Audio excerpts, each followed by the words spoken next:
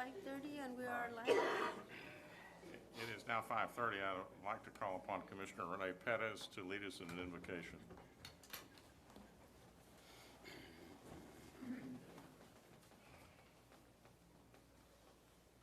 Commissioner Perez, would you lead us in an invocation, please? Thank you.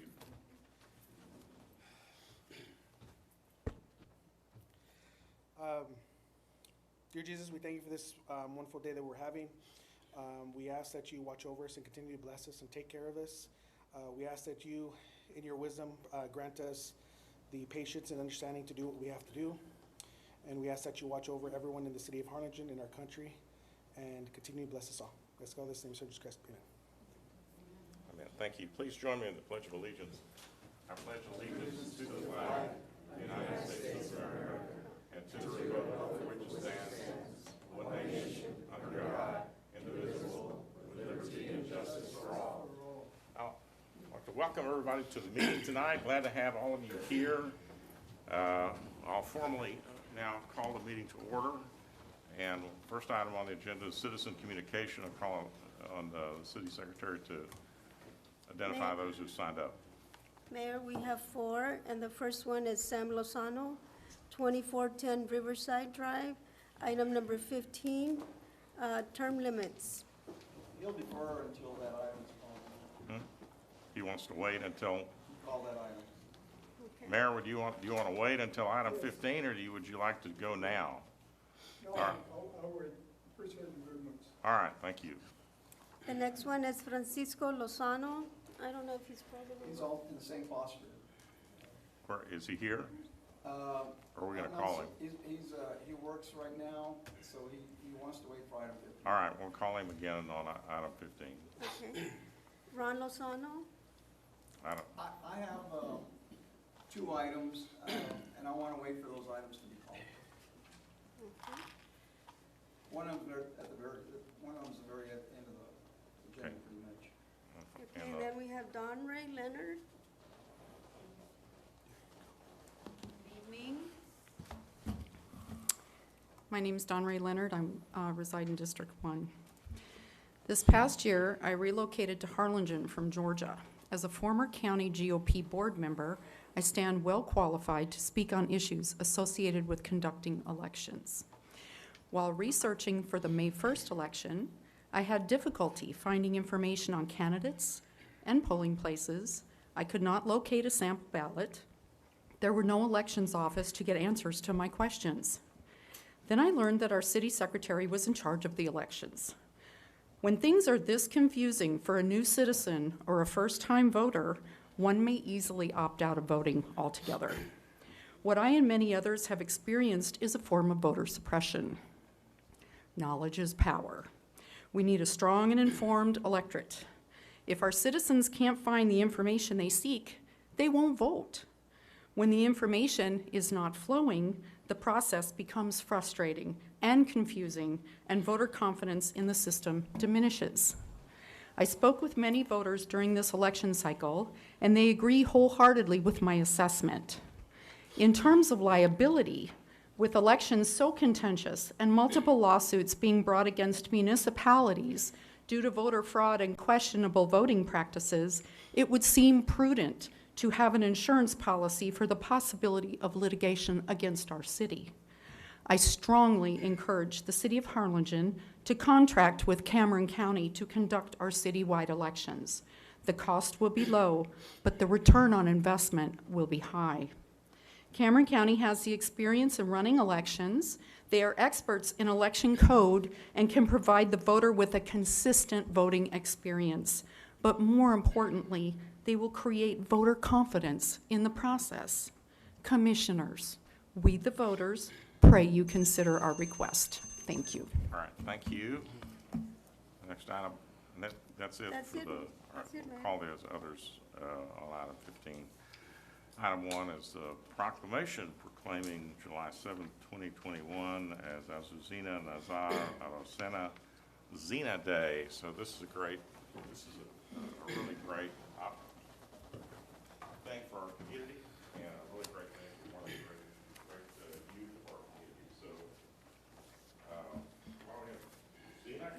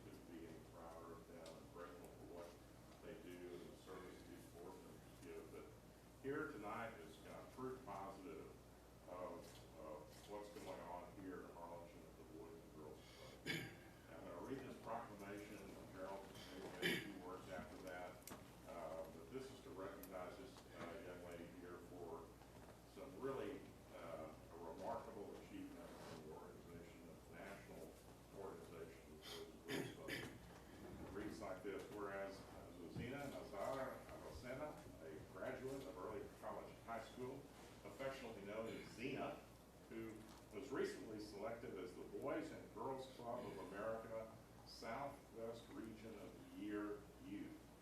And whereas Zena competed as a two-time State of Texas Youth of the Year and was chosen to represent the Southwest region in the National Youth of the Year competition to be held later this year in Washington, D.C.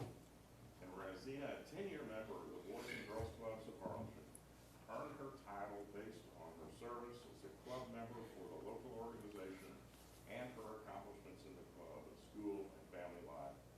And whereas overcoming a variety of personal and societal hardships, Zena earned the respect of panels of luminaries such as judges at both the state of Texas and Southeast region levels through her speech detailing her story of how the Boys and Girls Club of Harlingen shaped her life and put her on a road to success.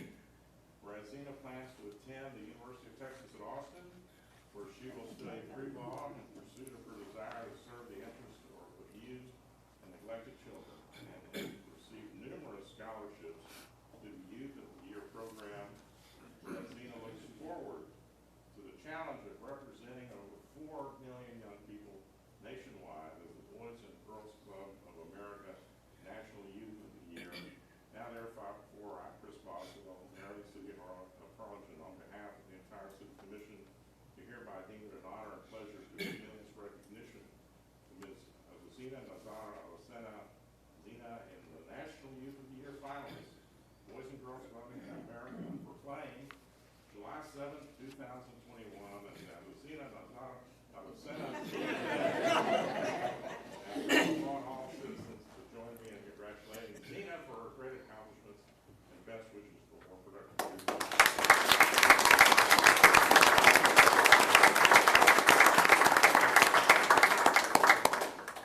We'll let her go last. Well, all I'm going to say is you said everything anybody would want to say. I just want to address our commissioners. I want to thank you all. The support of the city of Harlingen makes young people like this possible. She would like to speak, and she's far more worthy than I am. So, Zena.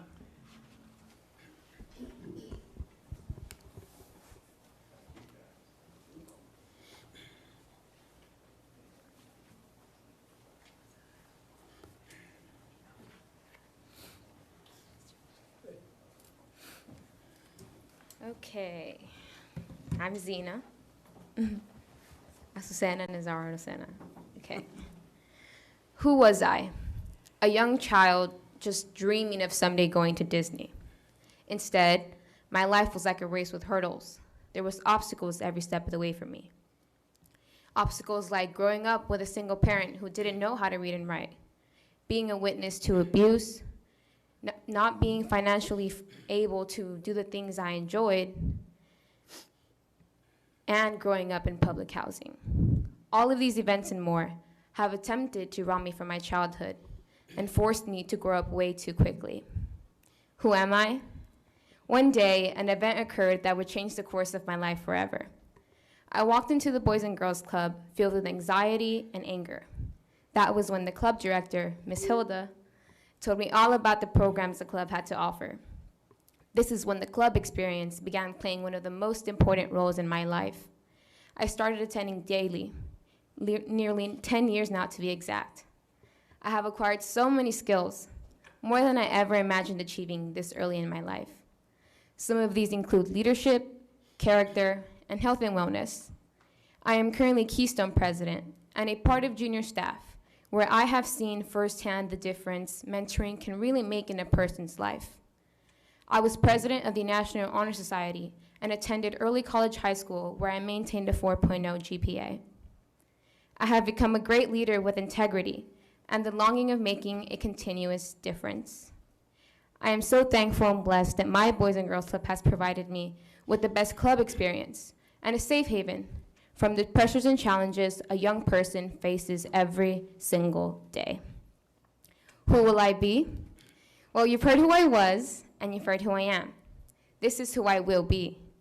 Because the Boys and Girls Club was the right place at the right time, my life is now defined by my club experience.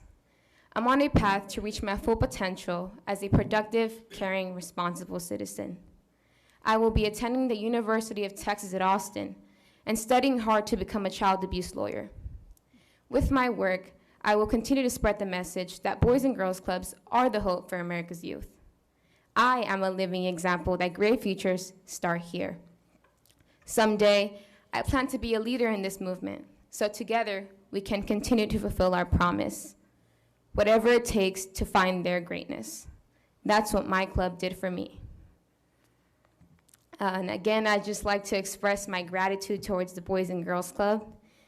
You see, the club has made such a huge impact not only in my life, but countless others' lives.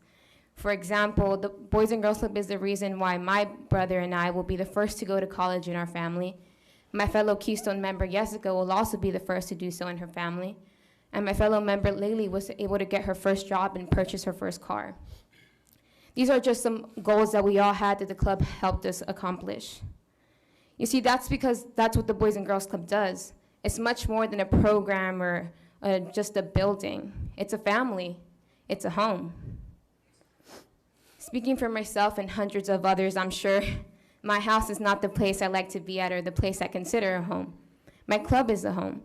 That's what I feel like a home should function like. It's where I feel loved, it's where I feel appreciated, it's where I feel supported. I've had so many mentors that have just worked with me so that I get to the best version of myself I can be. And that's what happens to every kid that enters the club. The club just changes their lives and helps them become the best version of themselves. So I thank you guys for being a part of this and supporting the Boys and Girls Club the way you do. You're just creating more Zenas out there, and I'm so thankful to all of you.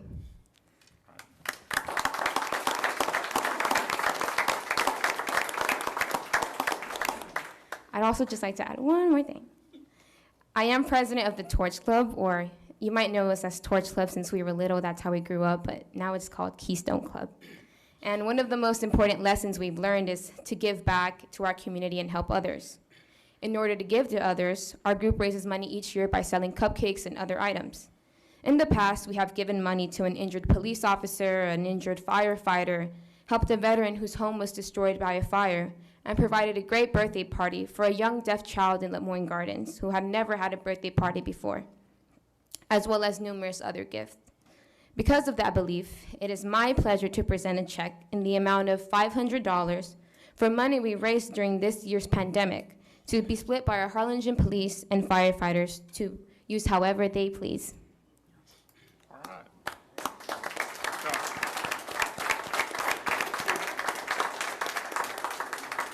Present that to the Chief Guest.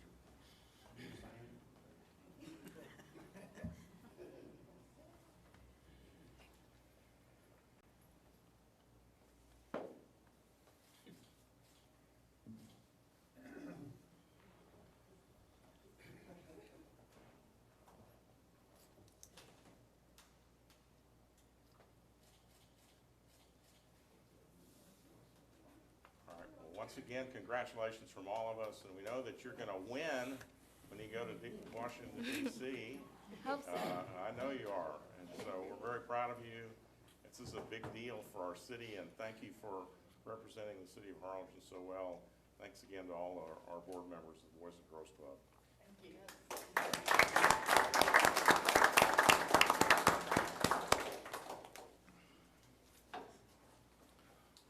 All right, item 2. Trey, you're going to wish that I did the you first, because that's going to be a tough act to follow. Special recognition to Trey Peacock, former Planning and Zoning Board member. Come on. Come on up, Trey.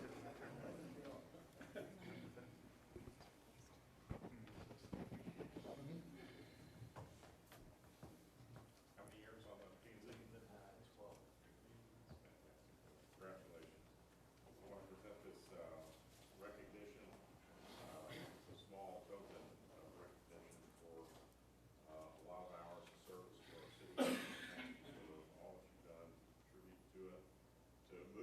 forward with the planning and zoning process.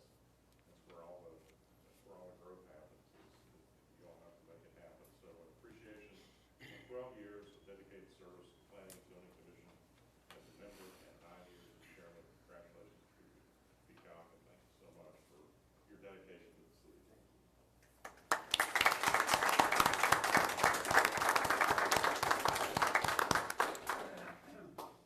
I don't need to say anything. Okay, you can if you want. Well, it's not Trey Peacock Day. Very honored, thank you so much. Thank you to Mr. Cervantes, Mr. Joel, for this, I really appreciate it. Just keep working at it. Zena set the example for you. I'm gonna try to be in their footsteps. Thank you again.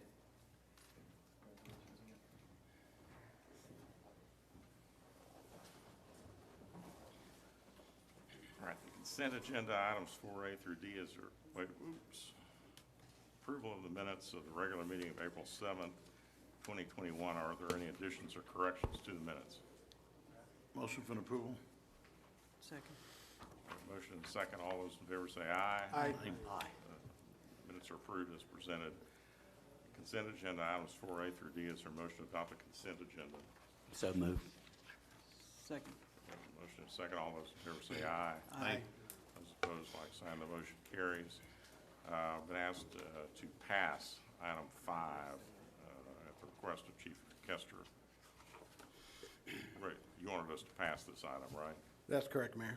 We got to make a few changes on it. Okay, all right, thank you. Item 6 is consideration of possible action to authorize city manager to, on behalf of the Harlingen Police Department, to accept a donation of $1,000 from Mr. Bob N. Knight, a longtime resident of Harlingen. Chief.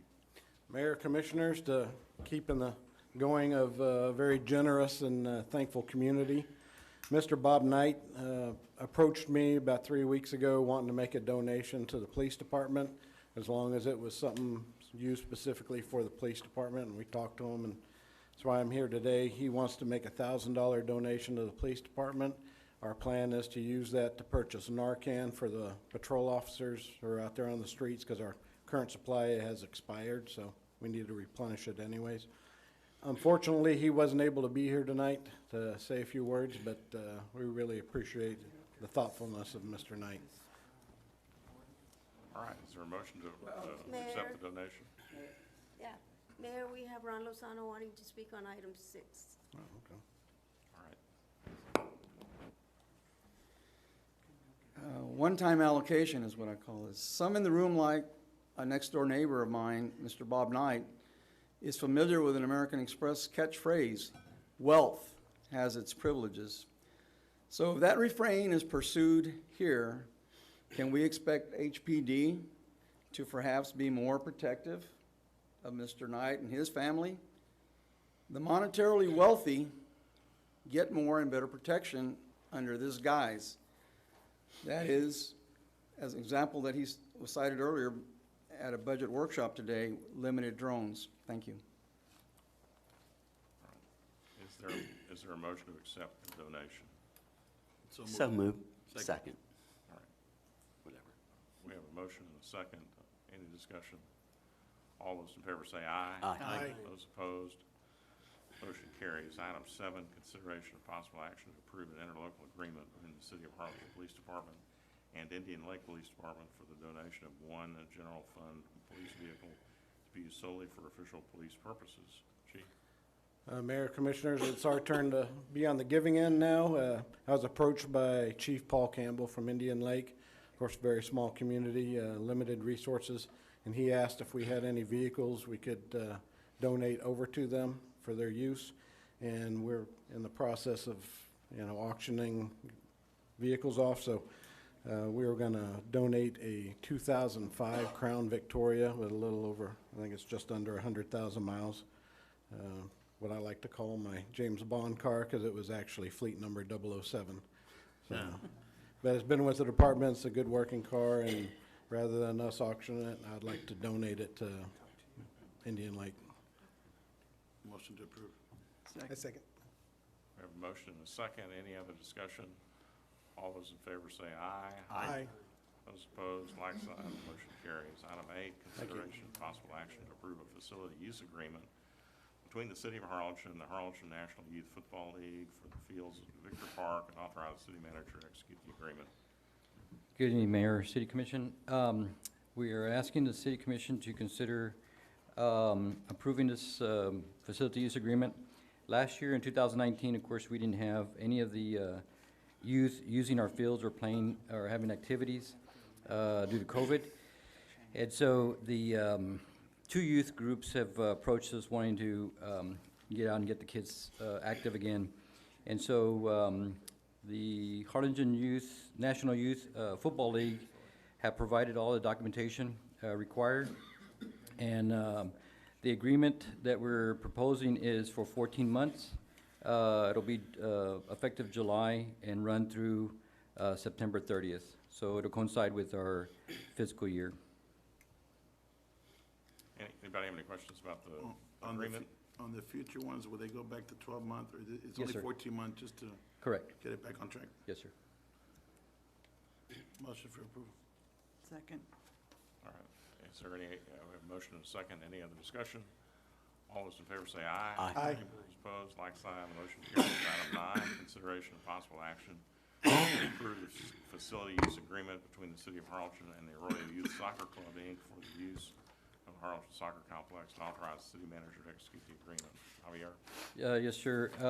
This is another youth group that has approached us, wanting to provide their activities, and so this is also the same. It's for 14 months. It'll begin in July and then end in September. There's only one change from what I originally had submitted.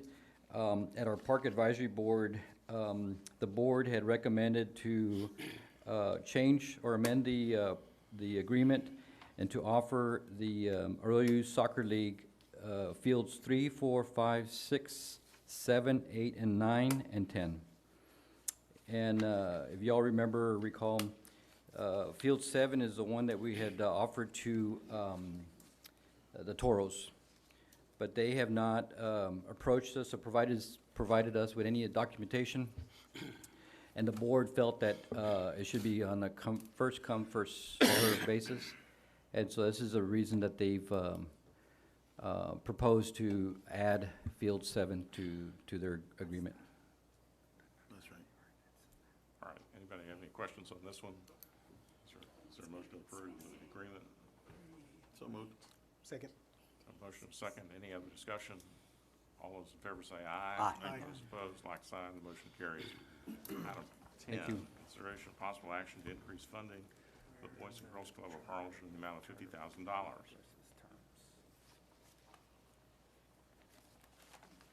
Mayor, members of the commission, the Boys and Girls Club currently receives $115,757 through their teen contract, and they receive an additional $90,104 through the youth services contract. They approached the city about asking for an additional $50,000 allocated to either contract or to allocate half to each one. That would bring their total to $255,861. Now, this money isn't budgeted, so if it's approved by the commission, we have to come back with a budget amendment to actually allocate for that. That would be allocated to this year's contracts. I believe Gerald Gathard is here to answer any questions you may have about his reasoning for asking for the additional funding. I'll be happy to answer any questions you may have for staff. Does anybody have any questions? I do. Oh, I have questions for him, but not, no. Go ahead. Yes. There, Mr. Guthrie. Are y'all waiting to hear from me? He's just. I mean, I always got something to say, so. I had a question. I wanted to invite my board chair, Ryan Newman, to come up. Most of y'all probably know him, but to introduce him, and he's our incoming board chair. I'm glad to say some things about, why we're requesting this, and then answer any questions, or however y'all would like me to proceed. Well, I had a question real Okay. quick. Do you receive any funding from HISD? We are not, because of state law, we're not allowed to receive direct funding from ACISD, but we do on occasion receive funding for special programs that they would not be able to provide. For instance, we've done special days for special needs children, which they've reimbursed us for. During the fall, we did some remote education for about 150 kids a day and provided some additional funding for that. But we do not receive much direct funding. However, 3 of our sites are on school district property, and they provide the insurance, the upkeep, the utilities, overhead for those facilities. So when you were the, because I noticed on one of the documents we received, when you guys served as a remote learning site in cooperation with HISD, and that costed you guys about 10 grand, did they reimburse that? No, they did not. They did not? Okay. We provided that as one of the things that we felt was important to contribute to our community during the pandemic. Are you available to get COVID funds? Like, we apply, we got reimbursements, did you all apply, or do you qualify to get COVID funds or reimbursements? We're qualified to receive pass-through funds, which is another item we have on this agenda also, so we're asking the city for some reimbursement help there. We are also asking the county, along with the other 2 boys and girls clubs which are in the county, we have a proposal in front of them. Don't know, we haven't heard back from them yet. And we are trying to talk to our school district to see if there's some things that they could help us with. But there are absolutely no guarantees. So I guess the question I had was, and I think you kind of alluded to it, obviously you need more money, but this is just a portion of the money that you actually need.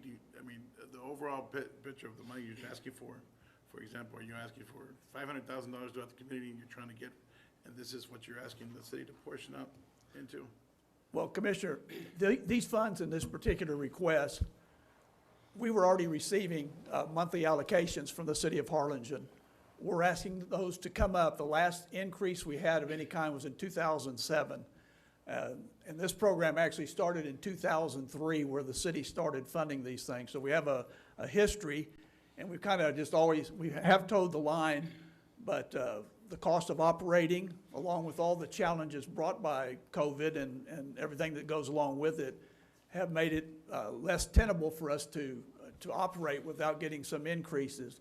We've also been hamstrung to a certain extent by not being able to have fundraising events for basically a year and a half. Although we're turning the corner on that, we're going to reinitiate that. These funds are not so much about COVID, but it's about being able to continue to provide the operations we have historically as a partner of the city through these 2 contracts. It's really not COVID related. It is, but it's not. But my question was, do you have an amount that you're asking? I mean, do you have, I mean, obviously your board meets and you need X amount of dollars.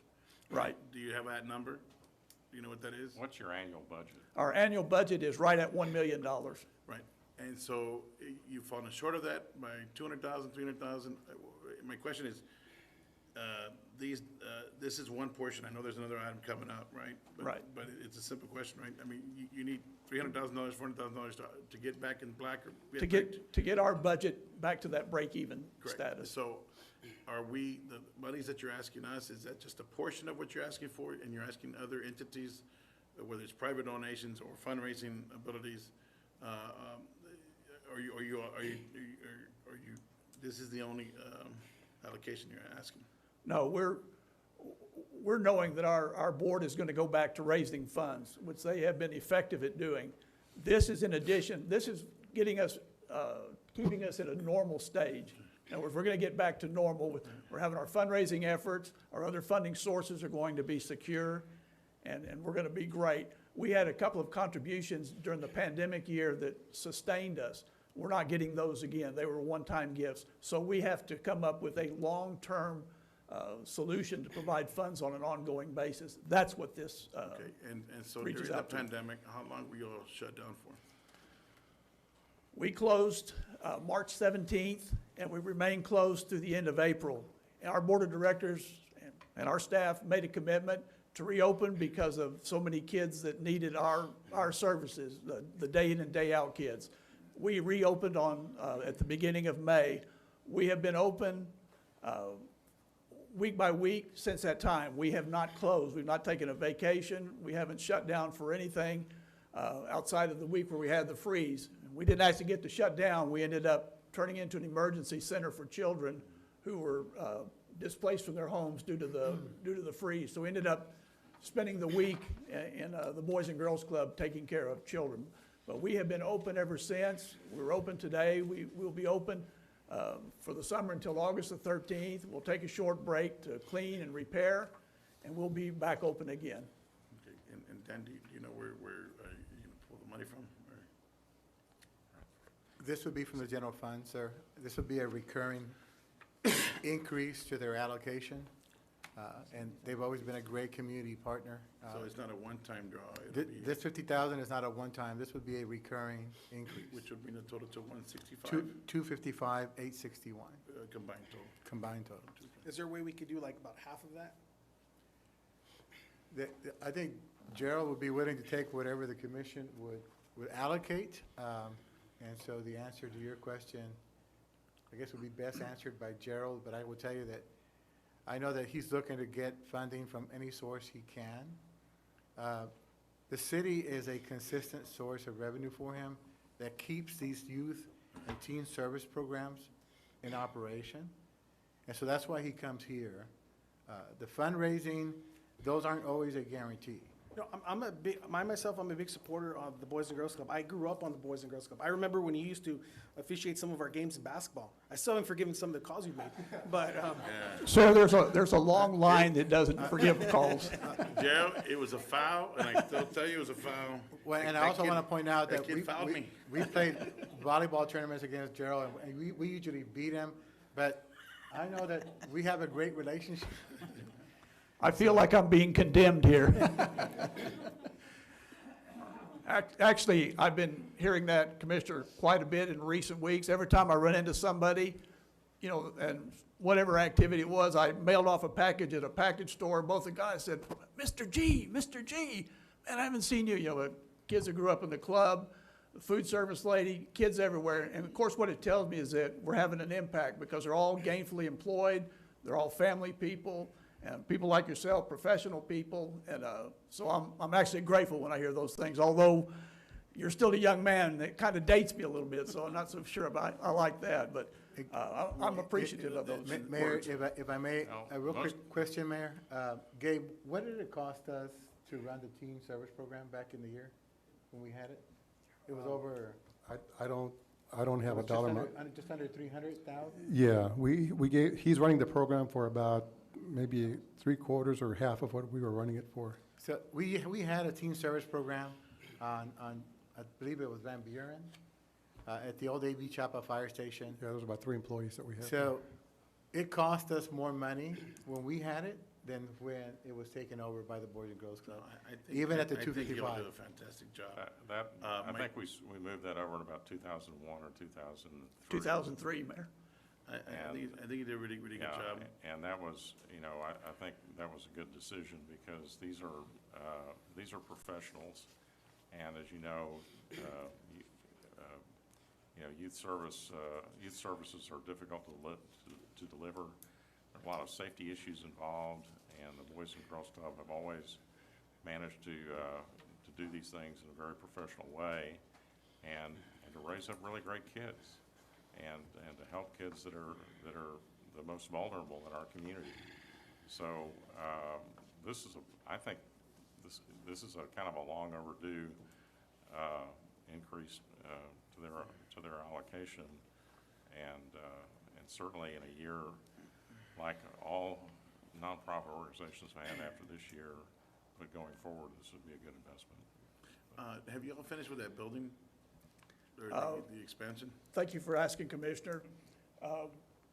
We have completed, 99% completed the covered canopy, which you all were excited about. We actually got to see a combined use this past weekend with the July 3rd, but for the 4th of July, Freedom Fest, we had lots of people came under there to sit in the bleachers we have there and to rest and relax. We let some play basketball. We set up some inflatables and some different activities to kind of go along with the city's program.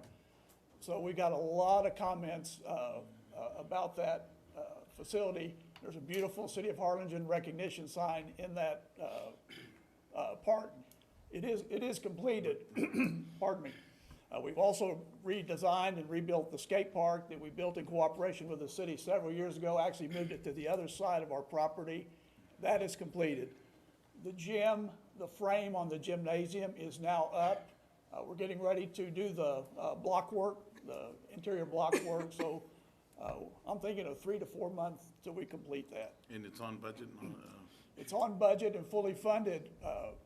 because the cost of materials has gone up so much, and I'm just wondering, you know, if that, you took a hit on that or not. Yeah, we've done well. You know, we raised some additional funds through foundations. We've been hard at work on that. We believe that the Valley Baptist Legacy Foundation may give us some additional funds. We were blessed in that pursuit. You know, people believed in that, liked the idea of the whole project. One thing that was added to it, and we have it funded also for the most part, during the freeze, many people obviously lost their power. And I was very content in my home. My power was great. It was a little bit toasty in there. It was great. Unfortunately, some children from our club called my dear wife, and she informed me that we would be taking some kids, not in our home, but into our main Boys and Girls Club, which maintained power. A few kids became, I believe, 60. And so we actually had a kind of a summer camp during the February freeze, and we fed through gifts from God is all I can say. It was amazing how we were able to feed all these kids, take care of them, and protect them for 4 days during that time. But it also revealed a problem our board of directors knew, that we had HVAC problems, air conditioning problems. And so we made a commitment to try to fix that once and for all while we're in this building phase. A local contractor agreed to donate the equipment to replace all the air conditioning and heating in our buildings, everything, and the labor to do it. We're paying a small part of the actual equipment. A $175,000 job is gonna end up costing us $40,000 to $50,000. So we added that to our building project. It is funded also. All of our building projects are funded. Well, I just, you know, just task you with finding the money and being able to going forward, and we're going through our budget cycle already, ready for the following year. Yeah, because you scared us on the budget this afternoon. We'll figure it out. We'll figure it out somehow. Okay, so I'd like the motion for approval, Mayor. Second. All right, any other discussion? Thank you, Joe, for everything you do. Yeah, I would just like to say on behalf of the board, how much we appreciate the support from the city, not only past, but certainly present and into the future. So thank you guys so much. All those in favor say aye. Aye. Those opposed, like sign. Motion carries. Item 11, consideration possible action to approve, to provide a one-time allocation funding in the amount of $100,000 to the Boys and Girls Club of Harlingen for their COVID-19 response services. Mayor, members of the commission, the reason these are two separate items was because the first was an adjustment to their contract. This second item is strictly COVID-related, and as a result of Winter Storm Uri. In your packet is a list of activities that the Boys and Girls Club have provided during the pandemic and also during Winter Storm Uri. So what they were asking for is a one-time allocation to the club in the amount of $100,000. They had asked for an allocation, from the city's allocation that we received from the federal government, but all those funds have been expended through commission action. So if we were to fund anything to the club for these expenses, it would also have to come from general fund. But this would just be a one-time allocation. I had a question, because I remember, I forgot what board it is. It's not the 4B board, but the other board, the Community Improvement Board, I'm assuming, where we got the fire truck, the brush truck. Oh, that's CDBG. Yeah, didn't they get $60,000 from that as well? Or how does that work? They received money from HUD because of the pandemic, but it was only for mortgage and rental assistance and for utility payments. So none of these projects would qualify. And they were also for low to moderate income people only. Because I can see giving the $50,000, because I think, like you said, you hadn't got an increase since when, 2007, I believe? Yes, so that's, go for it. I mean, you guys deserve it. The impact you guys have on the community is incredible. But at the same time, asking us to pay an additional $100,000, I think that's a lot, because Now we're really, really digging into the general fund. This would come from the American Rescue Plan funding. But hasn't that already been set aside for some of the So drainage and other stuff? The revenue recapture that we did and transferred back over to the general fund, even those funds have to be used for qualified expenses. One of the eligible expenses is to assist nonprofits. So this would be the pass-through. So, yeah, this would qualify for this $100,000. Even though we call it a general fund, it's actually in a separate account. Because we have to track and utilize those funds for eligible expenses, like drainage, like water improvements, those type of infrastructure improvements, but also nonprofits are part of the qualified uses of the funds. I just want to bring that up for the city council's information. Yeah, and that was the question I had with why, if you were able to get reimbursement, but you're not, so we use that as a pass-through. Yeah, so We'd be the pass-through for them. he wasn't able to because But we couldn't, right? we have the money, and one of the qualifiers for us is that you can use it for nonprofits. Now, I hope we don't have a line of nonprofits showing up at the next meeting, but it is an eligible use. Doesn't mean that that's what has to be used for, it's just a qualified use. So that money hadn't been allocated already? No, so we just moved it over, and we set it down in the account. So we're gonna have to, as we go through the next year or so, we're gonna probably dump it all into drainage, to be honest with you, the majority of it. What we don't use? Well, so I think there are two issues we here. will One use it. one was the issue that you already passed on, and that's to give them an increase in their We'd agreed on that annual day. contracts with us. I think that was certainly a good decision. I think this addresses specifically kind of the shortfalls that so many nonprofit, I mean, I tried to raise money for other organizations during the pandemic, and it was very, I feel your pain. It was very, very difficult to do, especially in the spring of 2020 when there was a whole lot of uncertainty about what was going on. And these, you couldn't hold fundraisers and you couldn't have events, and people were trying to do them virtually, and some of them were successful and some of them were not. I think this $100,000 really is there to try to address the difficulty in having raising money for this nonprofit during that time period. Well, I just think it's also a blessing that you were able to stay open during the freeze when there was so much uncertainty with, there was people sleeping in their cars. And I couldn't figure out why there was such a long gas line. Well, people sleep in their cars because they had no heat in the homes, and that was really surreal. But to be able to provide that kind of support for the families at that time, that's pretty. Well, and during COVID, I believe he passed out gift cards to families for groceries. Right. Actually, these funds that we're requesting are for things outside of our normal scope. I mean, we looked internally and said, we need to do some things that we haven't normally done to help our community. So we've given out probably $10,000 in gift cards to young people and to their families that were in very troubling situations. People living in public housing, people living in very low-income areas, at a time when they weren't getting extra benefits from the government. They needed help, and so our board agreed, we're going to help our people. And so we did things like that also. You knock on our door maybe once a year, and I believe your door gets knocked on almost every day, right? That pretty much sums it up. We get a few requests, Makes a and motion for we approval. try to honor them. I mean, that's why we exist. But these are for funds that were above, providing the remote learning. We basically put our staff at our expense to work all day long and then come back and be there after school for kids, so that we could help, children that could not go to school and could not function at home. We all know the pandemic created so many crazy situations. I know, Commissioner, you're an educator. I'm sure you saw plenty of these situations, just kids could not function. So it's kind of an ongoing thing. But this money, the emergency shelter and things like that, that's what these funds are helping to reimburse us for. They're not really for ongoing. It's for money that we spent out of the ordinary. I like the motion for an approval. Second. Okay. Motion is second. Any other discussion? All those in favor say aye. Aye. Those opposed, like sign. Motion carries. All right. Thank you all very much. Thank you again. Appreciate it very much. We're honored. Thank you, gentlemen.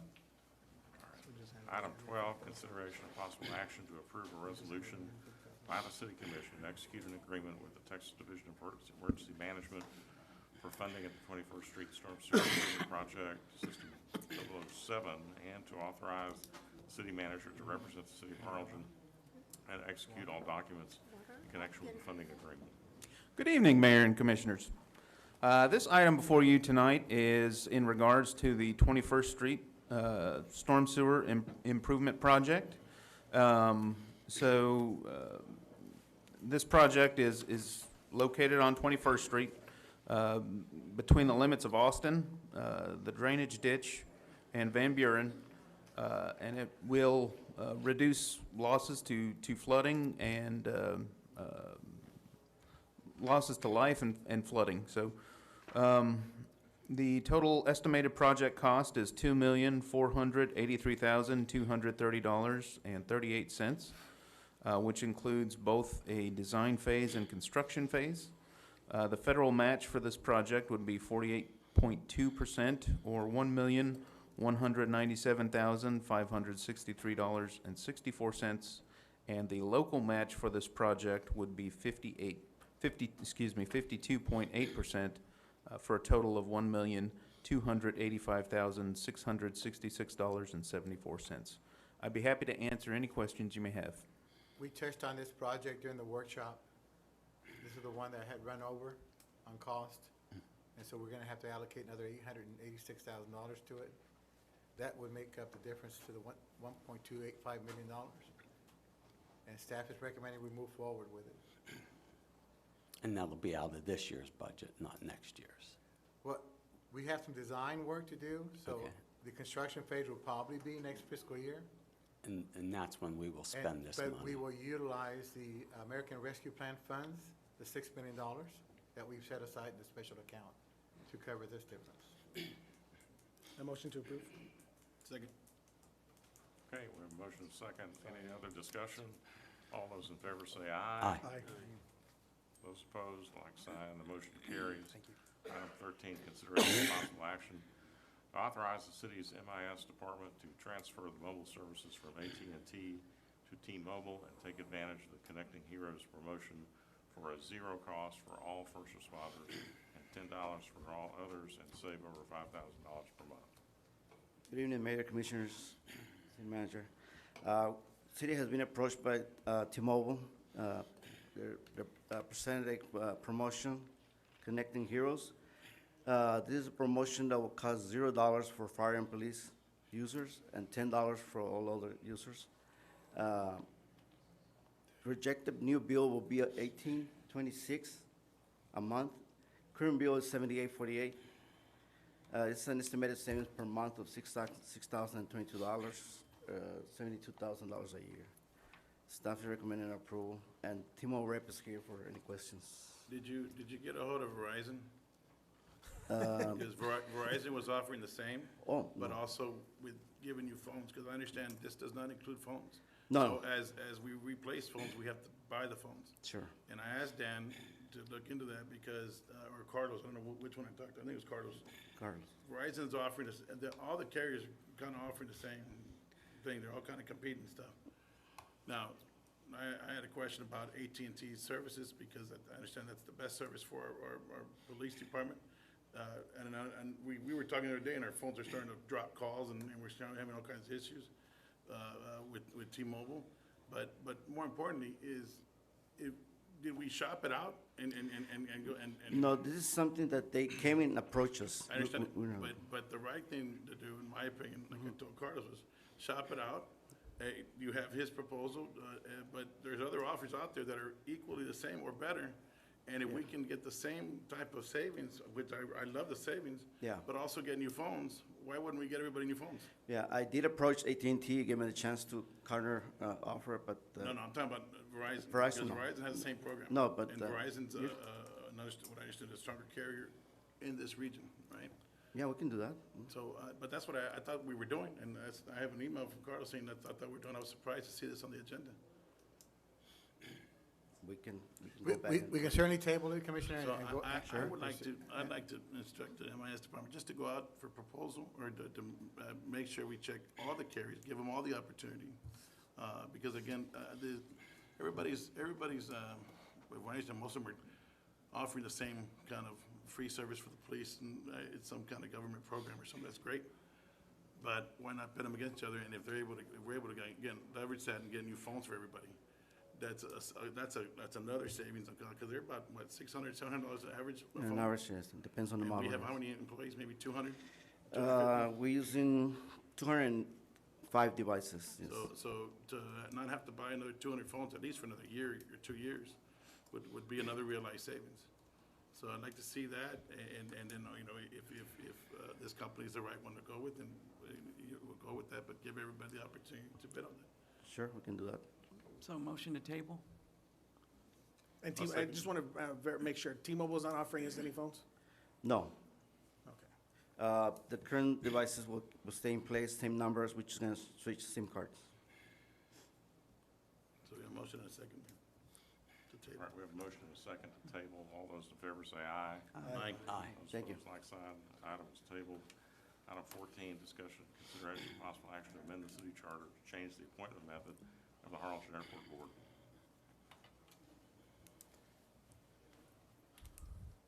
Oh, okay. Yes, what I want to do is, right now, at the way it states right now, all the members from the airport board, from my understanding from reading the charter, they're appointed by the mayor.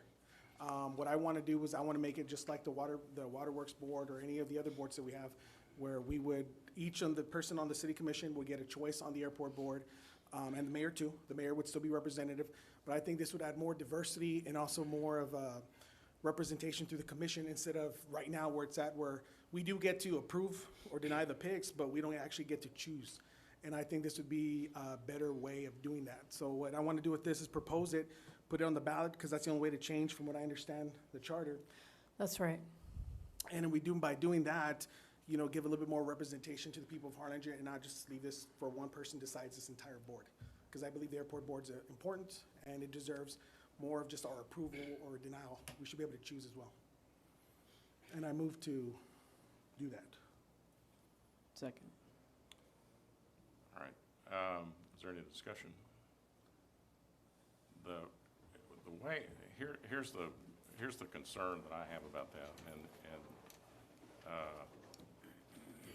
when, I wasn't actually part of the Charter Review Committee, but when the Charter Review Committee came up with this scheme, prior to my time,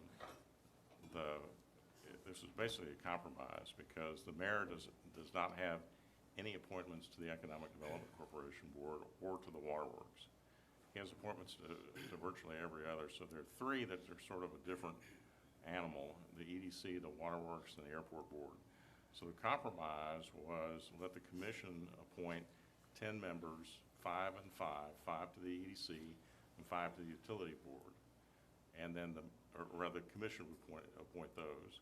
And then the mayor appoints 9 members of the, what is now 9 members of the Airport Board. So,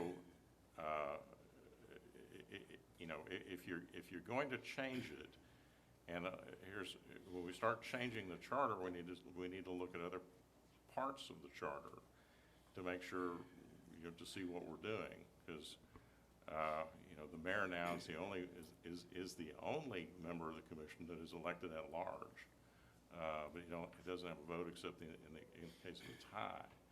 So yet, you know, so somebody who gets, you know, 70% of the votes, say, in the last 3 elections, doesn't have a vote, and but so there were some other things that were allotted to the mayor.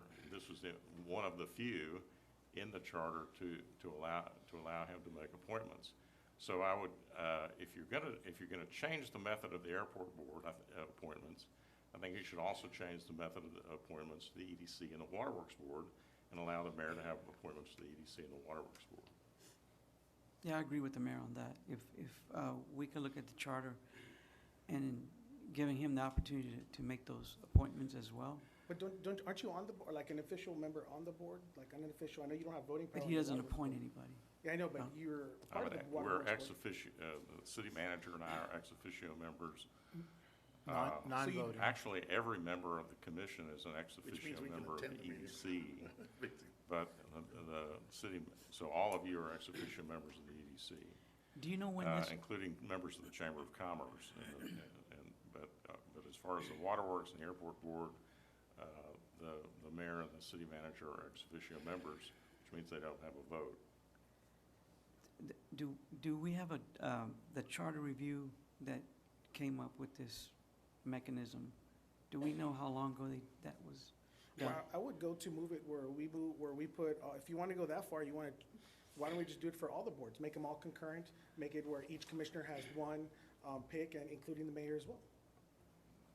Because right now, the airport board, I don't believe, and the waterworks board, and I believe the EDC, they're not concurrent, they're appointed. You'll have to decide how to apportion them, right? Because there are 9 and there are only 6 of us. Right. So who gets more than one? We'll go by weight. And then the same thing with the city, if you did something to change the EDC and the utility board, there are 5, which fits nicely with the 5 commissioners, but if the mayor makes an appointment, and you end up with 6 members, which is a even number, and that's You not need a. add and delete. You need an odd number, in order to break ties.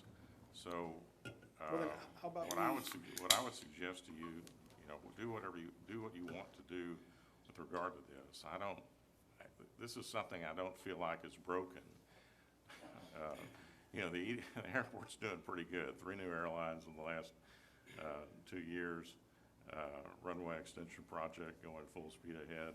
The airport got more grant money pre-pandemic than any other airport in the state of Texas, other than DFW. We got the most CARES grant money than any airport in South Texas, $20 million, which is by far more than what Brownsville and McAllen got.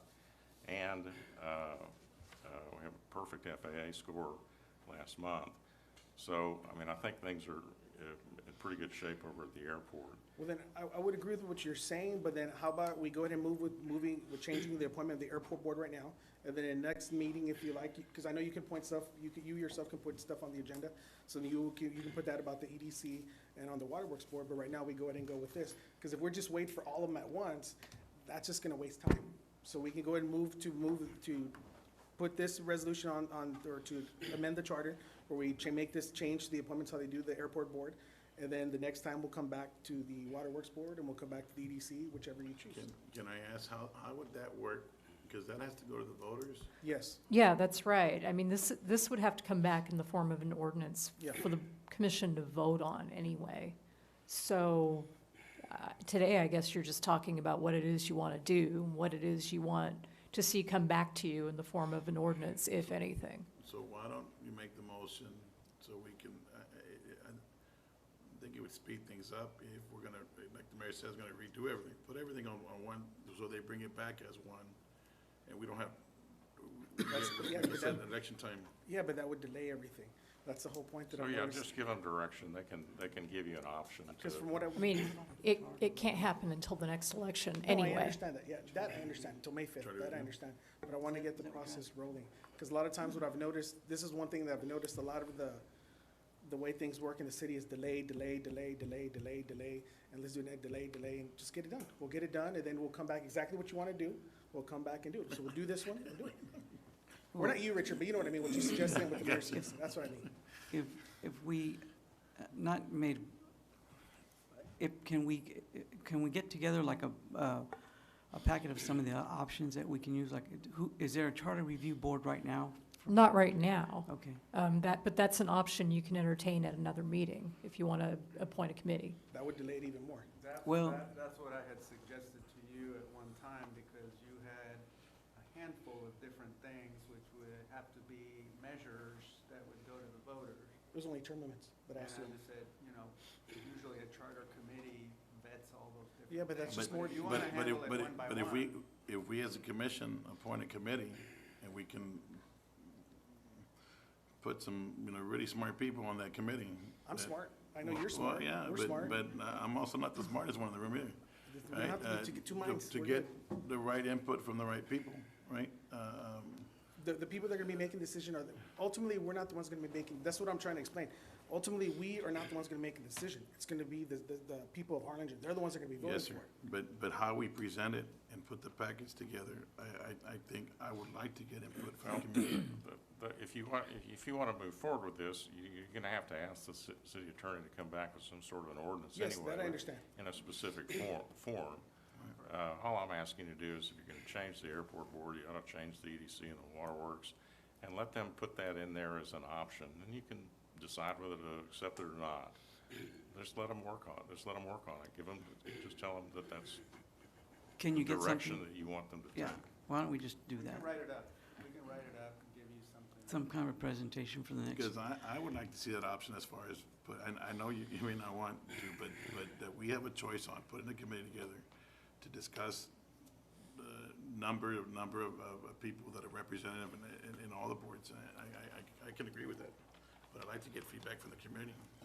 And with the option, at some point or another, where we would pick the committee members for the Right. charter review. Yeah, we can all Yeah, have so if- many committee members you appoint. And would this be If ready somebody by- wants to bring that forward, they can, and then that's when you choose the committee, but that has to happen at a different meeting different because meeting, it's yes, not on the correct. agenda. Okay, so that's just delay again.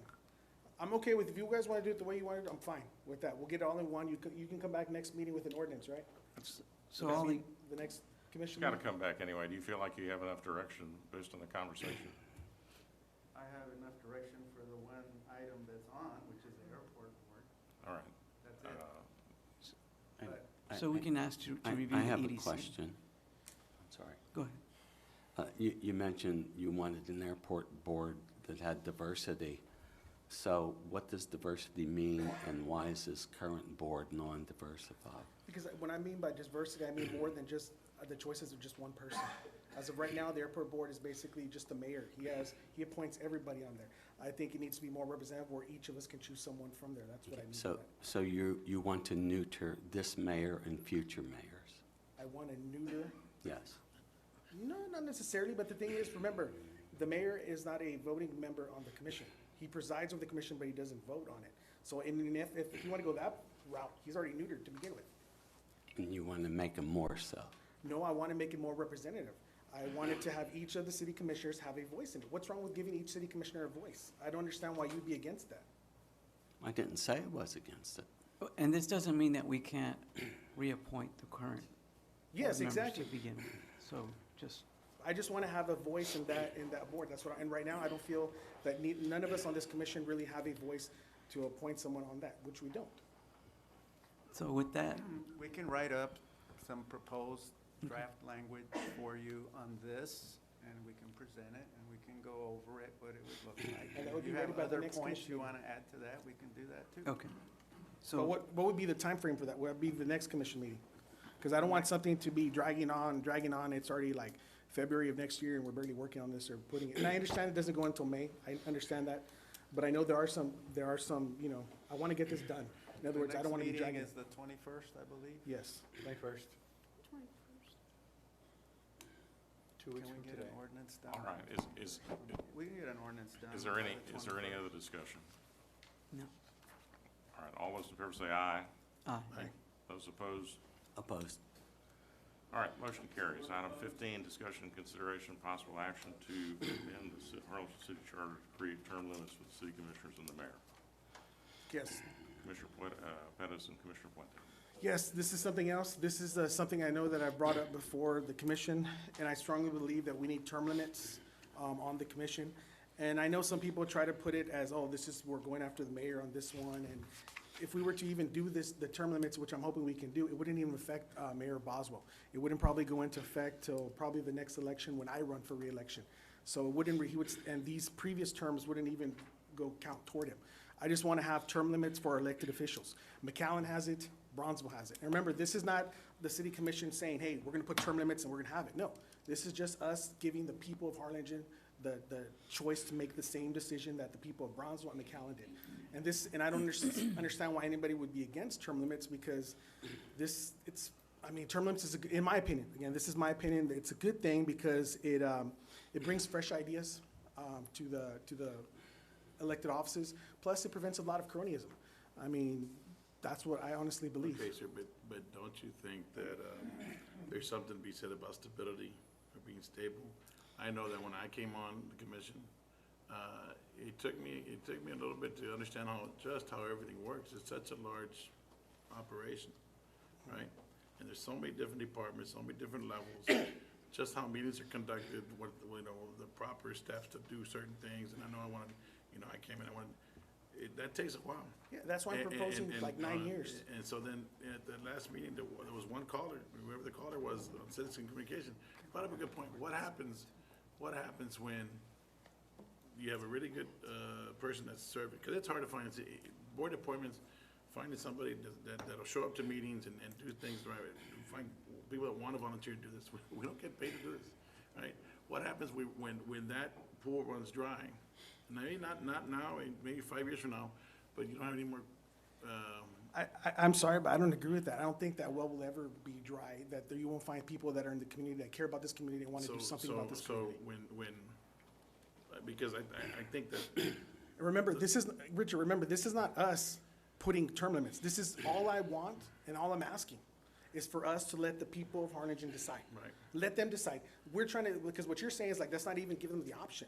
No, give the people of Harlingen an option. Let them decide for themselves, hey, do we want term limits or not? That's the only thing I'm asking. We're not putting it, the people of Harlingen will decide themselves. Because especially us that we're by district, if my constituents in my neighborhood are unhappy with me, they're gonna vote me out. But the thing is, I mean, that's an argument that's always used against term limits. But the thing is, incumbency has its benefits. Look at the mayor, perfect example with the mayor. He ran the last election. He mentioned right now that he got 70% of the vote. And I'm not saying you haven't been doing a good job or anything, but I'm saying he's been mayor for what? Since 2007? 15 years. 2009? 2007. 7? Okay, so he's been there for a long time. So that comes with a lot of, and I'm, again, not saying he's not, but that comes with a lot of people know him, people with recognition and all this other stuff. And that has its benefits. People, oh, Boswell, I know Boswell, yeah, go for it, Boswell. And then you have some other guy that came like last time, the last election. I think he was working at a nursing home or something like that, right? I'm assuming, something like that. And this guy, nobody knew and stuff. So you're getting the name of Boswell here in Harlingen, which everybody knows. And then you're getting this other guy, there's not gonna be any competition. It's been shown over and over again that when you're incumbent, you have benefits of it. And that's why we keep on having it. It's on a city level, on a state level, on a federal level. I think, well, I think we had some people that signed up for citizen communication, so I guess we should go ahead and call them. Mayor Lozano, if you'd like to come on up. If you'd like to speak on this item 15.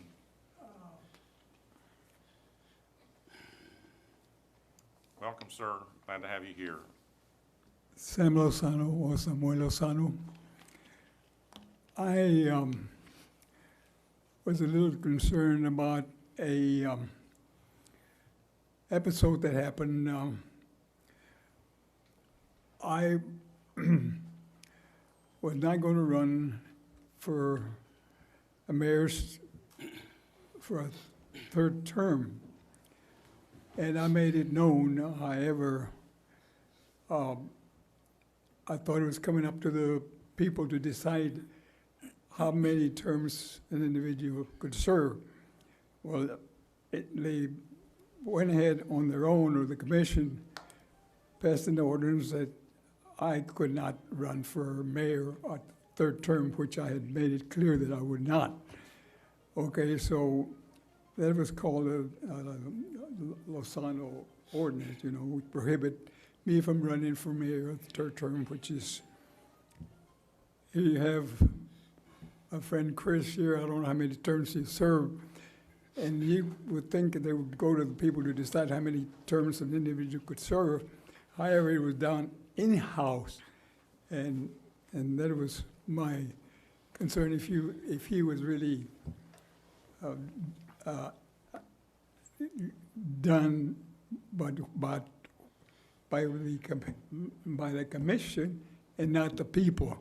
Now, I think that someone is proposing that that the mayor run for 2 terms and that's it. And I think that you, Frank, were proposing that, or who was proposing that? that the mayor just run for 2 terms No. consecutively, or what? No, no, no. All I wanted was. Beg your pardon?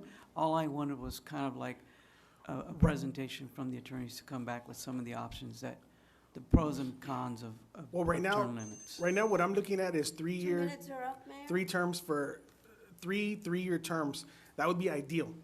And that would not be, it would not be like, it would not be, what's the word I'm looking for? Retroactive.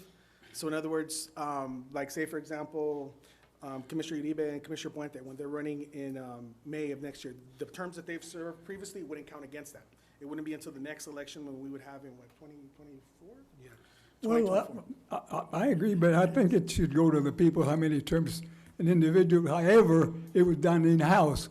You know, that's que I could not run again, and I wasn't gonna run again, but for them to pass an ordinance amongst the members there, I did not appreciate that. And that, in fact, this is why I'm here, you know, that there was an Lozano ordinance which prohibited me to run a third term, which I was not gonna run, but here, Chris, I don't know how many terms you served, and it was done in-house, but I think it should have gone to the people to decide how many times an individual could run for a mayor. I'm not talking about commission, I'm talking about the mayor. So what is the proposal amongst you, or has that been decided in-house already? We're still working on that. May I ask the Beg your attorney pardon? question? Huh? Have we ever had term limits in place, or Harlingen's always been, Not that I'm aware of, but other people here would know better. I doubt it. An ordinance was passed that I could not run for a third term as mayor. On an ordinance, sir, I don't know. I can get with the city secretary and Well- see if there was an ordinance, but we're talking about a charter amendment here, so. Oh, I'm not here's the aware of a mayor charter himself. Evidently, it was done in-house and it didn't go to the people to decide how many terms an individual could run. So I hope that, My question is, we'll write it up. As far as pros and cons, that's y'all's discussion, not ours. You just need to tell me, how many terms you want? Well, the direction. And is it prospective only? Yeah. So And what do you then guys we'll write think? it up. I didn't have Yeah, I any think- years in particular. I just wanted No, just but some feedback. the decision's gonna be up to us. I Well, think the mayor is asking, if I'm correct, Mayor, what you're asking is what is the specific proposal on the term limits? Is that right? that is correct, and Okay, so he's whether just it should be done by in-house or by, And I think Commissioner Puente is saying that he'd like to see some options prepared by the city attorney's office. Or we could just, Because like Brownsville did it one way, McAllen did it the yeah, other way. well, they are. or we could just do it, talk about it the way we do right now. And like I said, we have options. It's 3-year terms. That's what we have right now. So we can, again, this is not something where the mayor and commissioner would be separate. It would be all the same. What goes for commission goes for the mayor. So we could do 3 year, because I understand what you're saying. There's a learning curve. Okay, I agree with that. We can maybe do 3 terms. That'd be 9 years. I mean, that would be good for that. Don't you think you want to see what other cities throughout the state, or maybe throughout what they do? I've already looked at that. Sorry? Yeah, but I haven't seen it. Right. You know, I would like to, I would like to see. Richard, it's been on the agenda, dude, like. No. What I'm talking about, I would like to see, hey, this is what McAllen does, this is what Austin does, this is what San Antonio does. The mayor alluded to what Brownsville does. Okay, Brownsville, I understand, the mayor, they have a mayor at large, then you have 2 commissioners at large, right? And then you have so many commissioners. So if you want to change all that, then that's something to look at as well. I don't want to, no, Hold on, I don't hold on. want to do that. But you want to let the people decide, Yes. give them the best options, But all right? And give them all the options, not something that you've thought up of. I said, let's look at what everybody else is doing, because obviously it's already in place, and again, there's pros and cons to doing it. But if you want to look at that, like I said, why not, let's look at that option too, saying, you know what, we have two commissioners at large that are voted by all the cities. We already had that. That's why we went to single member district. Well, That's why we again, did that already. but I haven't seen that history. You may have done The that people research. voted for that. That's I'm why we sorry? have, the people voted for that already. Mayor, But I Mayor, would I like want to see that. to thank you for your comments, and I think I should go on to the next person who has Well, signed up. what action is required here, I mean, the mayor can run as many times as he wants, or is elected, or what position has the commission taken? That's all I wanted to know. All right, thank you. May I go, Mayor Boswell? Thank you. Rather than engage in doublespeak, you heard distinctly from Mr. Novato that he's ignorant of whether or not the uncomforting posture my dad just finished stating, that there may be an ordinance that prohibits a Harlingen mayor from serving more than 2 consecutive terms. And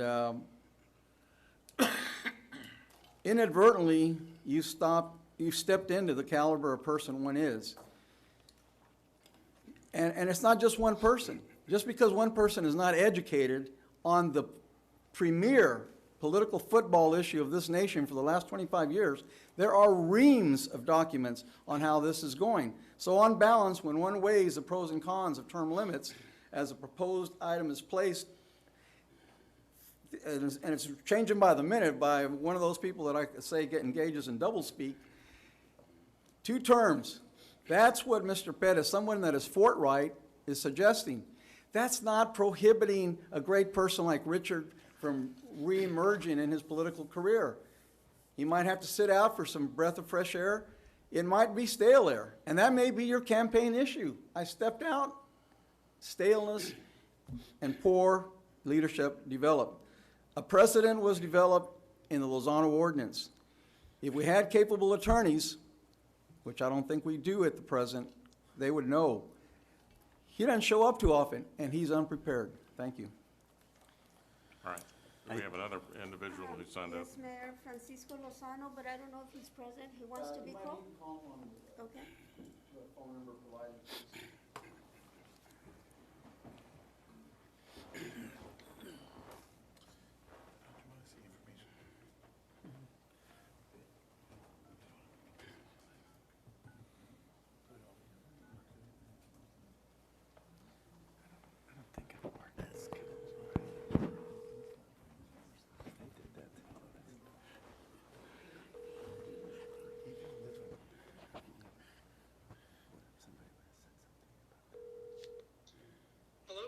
Hello, Francisco Lozano. This is Amanda Lizondo. You signed up to speak under Citizens Communication. You have 2 minutes, and you may start now. I'm sorry. Go ahead. Yes, I believe I'm speaking in regards to the agenda item of term limits. And in that regard, I'd like to speak in favor of those term limits, given that I believe it would serve our community best if we had limitations on the amount of time that an individual could serve, so that no person could place their own personal profit above that of the city's well-being. And as for the detractors, who might state that institutional knowledge would be lost if term limits were established, I would say that I'm not entirely convinced the institutional knowledge that the current occupants of office in the city have accumulated is worthy of preserving. I believe the fresh ideas and fresh blood would be good for Harlingen, and that in order to build a more stronger community in our city and in our portion part of the state and county, that we need strong term limits in place in order to foster better development and better opportunity for all. Thank you. Thank you. All right, thank you. I wanted to add, because I know you were asking, Richard, about the term limits that McAllen did. And what McAllen has, they, on their charter amendment that they just passed, they limited the mayor and the commissioner to 3 4-year terms, but it also comes with a caveat where a term served as a commissioner wouldn't count against the mayor. So that's the one for McAllen, and I can look for the one in Bronzeville. I just don't want to, the whole thing of this is I don't want to delay. We're always delaying. This term limit issue, I brought it across the commission before, and we've talked about it before in the executive commission. And this is something I feel very strongly about. This is something that, I mean, the way I see it, if it's good enough for the President of the United States, it's good enough for McAllen, it's good enough for Brownsville, why isn't it good enough for Harlingen? And then asking like all these options and stuff like that. The ultimate option for the residents of Harlingen is gonna be, should we have term limits or not? But I understand what you're saying about, like, But let's in give them doing all that, these you options. gotta give them a clear. Yeah, and that's what I'm clear saying. option. That's what I'm trying to settle right Right. now. That's what I'm trying to settle right now. We can do three-year terms, we can do four But three-year you're not terms. gonna- In my opinion, you can't make such an important decision tonight. In one Why? conversation. That's what we're here for. Why? No, We're always because- delaying because everything. you wanna Nothing make gets an done because we informed delay. decision. You wanna make an informed decision, right? You wanna make sure that everybody, when you make decisions, man, especially when you're running stuff, in my opinion, I like to hear from every single person, from my top level manager to the maintenance guy on the floor. I wanna hear everything, because you can learn a lot from people, right? And listen, and that's what you should be doing with the community. Now, you represent, we're voted by district, but we represent the whole city, right? And so you gotta give the citizens of Harlingen the best possible options, and not make such a quick decision like that, because, you know, your mind's going 100 miles an hour. Hold on, let me finish. So what is the problem, you as an educator, right? You're an educator.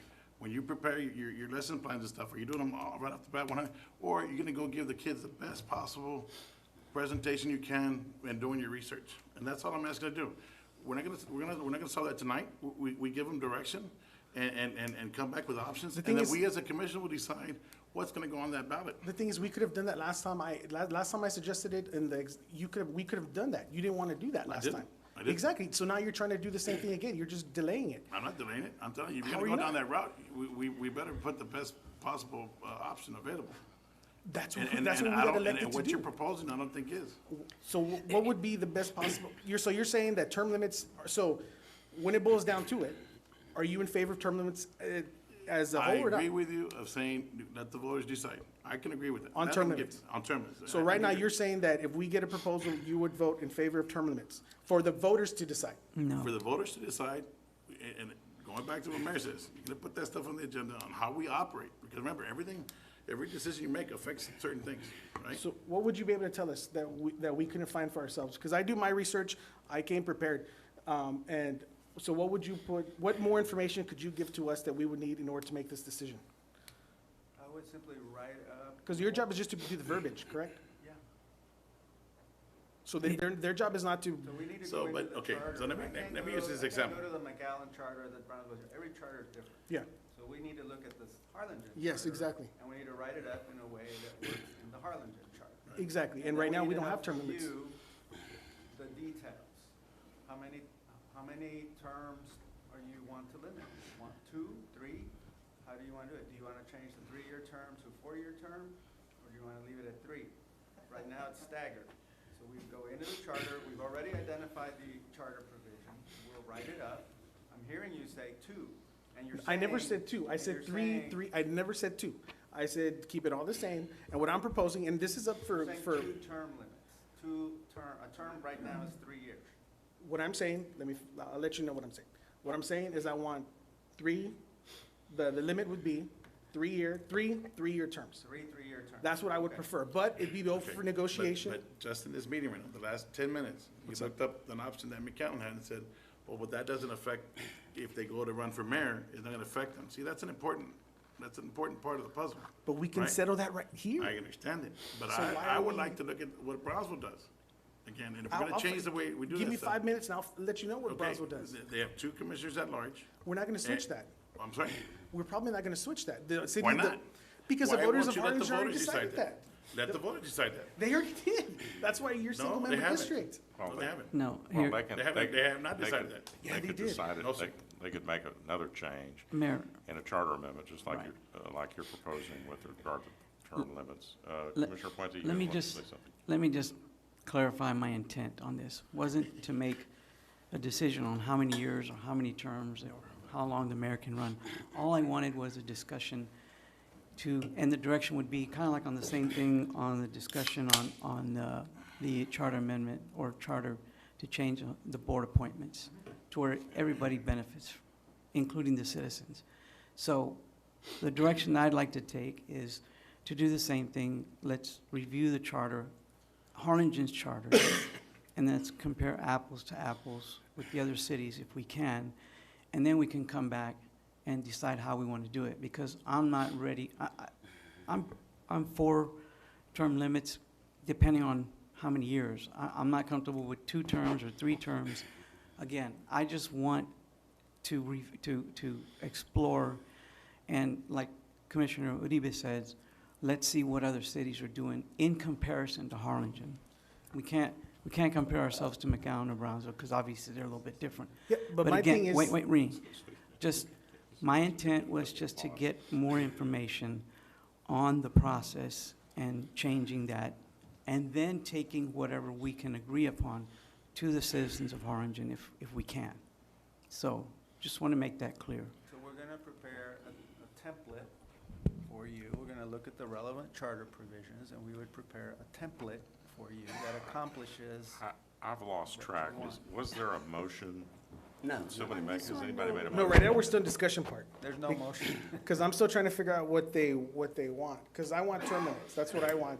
And from what I'm understanding from Commissioner Uribe and Commissioner Puente, is that they just want to keep on researching and researching, when this is honestly something that I brought up before, I brought up again, and I mean, come on, guys. But you want to shove down the number of years, you want to shove it down the citizens' throats instead of, you're telling them, this is what y'all get to vote on, instead of, that's not really giving them an option.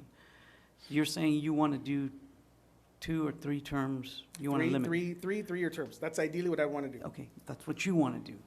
I don't want to do that, I just want to explore And term that's where we limits. talk about it right here, instead of Right. delaying and delaying and delaying. We're not delaying it, this is the process. So the process is part of getting the information back so that we can better understand that, so we can make concise, good decisions for our citizens, and not just us. I So- think it will help you if you let us get a template. We'll put the charter language up. We'll show you what the amendment would have to and I be. can And it agree. would have to become an ordinance that would be a measure that goes for election next May Okay. as a Really, charter And I amendment. can agree with you that yeah, that should be, they should be very capable of bringing that back at our next meeting. Okay, so next meeting, this would be, you guys would have that for the board appointment, for the airport board, and the term limits, that would be available in the next meeting. Well, I mean, I understand what you want. I'm a I little make it- fuzzy on what the board wants, but it will help you if we have the template. Okay, Then you so all then, can would hone in on what would you you want. guys agree with making a motion to instruct the attorney to bring us a template for term limits on the next city commission meeting? I would agree with that if if we include the way we vote ourselves in. What do you mean? As a, What do you mean by that one, please? because again, I would like to explore saying, okay. Like we have- 3 years, 2 years and all that stuff, is that what you mean? No, I'm talking about how we're represented, where you have the mayor at large, put 2 commissioners at large, and everybody else by district, maybe we increase the number of commissioners, I don't know, I don't know, but I'd like to explore that, okay? And bring that option to the table. And then also put on the fact that if you're gonna redistribute how we do the airport, then we gotta look at all airports and saying, you know, let's just do everything, clean everything up, and then put all that on the ballot. I would agree with that, with what you're saying. We put that as a separate item and instruct them to do that. What you're saying about the redistricting and all that stuff, or that large, you want to do that, separate item, but I want the term limits by itself. So we'd instruct them right now, make a motion to instruct the attorneys to bring us a template or the information that we need to make a decision next commission meeting on the airport board, on the term limits, Well, and you've also. already decided the airport board, so Okay, just- that's what I'm just saying. Don't, you've already done that. So Okay, I know, just- but I'm speaking to just Richard. Just do term, just Term limits, and then also the. commission well, makeup, commission makeup. Right. sorry? The commission makeup of makeup. the commission is what he's talking about. Yes. So the, All Richard, right, so that's a motion, there's just, motion. Second. Is there, okay, wait a second. So Is there Richard, discussion? wait, what I hear you saying, and correct me, is the law of unintended consequences. If you jiggle one thing, it affects everything else. And you want to look at how one jiggle affects everything else. Exactly right. And then, before Morales was sworn in here last week, you had been an incumbent, De La Rosa had beat an incumbent. After how long? After how long? And, I don't know. And, Almost 10 years. Did you? And Puente beat an incumbent. So we had a 60% victory rate of challengers over incumbents. And that is what I call term limits. Mike, are you afraid of giving the people of Harlingen a voice, a choice on term limits? Just like you said they want a choice? Are you afraid of me expressing my opinions and asking questions? I'm not afraid of it. I just don't, I mean, you keep repeating yourself, but go Okay, ahead. well, let I don't, this is the only time I spoke in this whole thing. I've not repeated Let anything. Commissioner Messmer finish his statement, okay? And then if anybody has on their bingo card the word delay, you win. So we have a motion and a second. All right, is there any other discussion? Do you have a question? No, sir. Okay. Well, the math that he just cited. Is there, Mr. well, no, Rollins I'm is asking the commission if there's any other discussion. No. There's no discussion. All those in favor say aye. Aye. Those opposed, like sign. Opposed. Okay. Motion carries. Item 16 is the discussion, consideration, and possible action to re-enroll the city of Harlingen into TMRS retirement system. This is a, oh, sorry. Have you opened up for discussion? I think, did you open up for discussion already? Y'all put the item on the Okay, agenda, so cool. either one of you can. I know we had, I think we have a representative from the TMRS, right? Yes. Good evening, Mr. Mayor, Commissioners. I'm Colin Davidson. I am from TMRS. I'm a City Services Manager. I hope to answer any questions you have about how the process would work of rejoining TMRS. I know you already are part of TMRS for a lot of your employees, but if you were looking to re-enroll new employees that have been hired since that separation date, my thought was that I'd give you, just make sure everybody understands kind of how the plan works in general, and then talk about the process that would be involved if you were to go ahead and re-enroll new employees. So for anybody who doesn't know, TMRS, we're a statewide retirement system. We have close to 900 cities that participate in the plan. Every city that joins is going to be slightly different. I know in several of the comments this evening, everybody's talking about different comparable cities, and how everybody in TMRS gets to choose the level of benefits. So we have cities as large as Arlington, Corpus Christi, San Antonio, and we have about 15 cities that actually only have a single employee. And so one of the hallmarks of TMRS is really about flexibility, allowing cities to choose the level of benefits that they feel are appropriate for their city. They can choose the amount that the employees put in. They can choose the amount that they match at retirement. They could even make choices, as the city of Harlingen did in 2007, to actually stop enrolling new employees. So really one of the things that TMRS prides itself on is giving flexibility to cities. We're also about sustainability. TMRS has been around since the 1940s, so we're close to 75 years now. And actually, I looked it up today. The city of Harlingen is actually their 49th anniversary. So this month, 49 years ago, is when the city joined TMRS. So we've been part of the plan since that time. And with the sustainability, it's not just about today's retirees, it's about future retirees. So every decision that TMRS makes is really with that in mind. So we have really conservative investment assumptions. We have one of the lower among pension systems. Expected rate of return. This allows us to take on less risk, with the idea being that we always want to be there long term, that we're okay having not the highest level of return because, again, it allows us to take on less risk and make sure this benefit plan is sustainable long term. We also do that in terms of our funding. The way that we have cities fund the benefit is really about making sure that by the time someone retires, the idea is that every employee, the money needed to pay their benefits, has already been paid into TMRS. So throughout a member's career, the city of Harlingen is paying in money to make sure that it's there by the time they retire. All of those payments, each individual city in TMRS is funded on their own. So all of your employees, your assets, your liabilities, those are just being paid by the city of Harlingen. So you're not having to worry about, as I mentioned, any other cities. So Brownsville or McAllen or, San Antonio, none of those cities affect you at all. You're only funded, your costs are only associated with the city of Harlingen's plans. Also just wanted to mention too, it's not just about, TMRS, since we've been around for the sustainability, the governance as well is about not just our staff, but we also have a board, similar to commission, that helps us make all of these decisions. And that is about, our board is appointed by the governor. We also have an advisory committee that has stakeholders from all over the state. They help us make these decisions. And then we also have a whole group of consultants, whether it's investment or audit, all these independent people that are making sure that all the decisions we make are in the best interest of all of our members. So with that being said, the decision that you guys are discussing now is whether or not to re-enroll employees in TMRS. So as of September of 2007, as of that date, no new employees from that point forward were enrolled in TMRS. They were enrolled into a new primary retirement plan for the city of Harlingen, so anybody hired in October of 2007 to current has been not part of TMRS.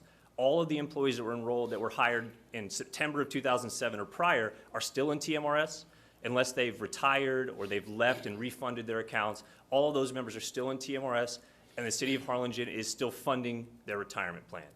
The change would be that starting whenever this change takes place, the effective date, any employee from that point forward would be enrolled in TMRS. That would include not only new hires, but any employee that's been part of the plan since you've left.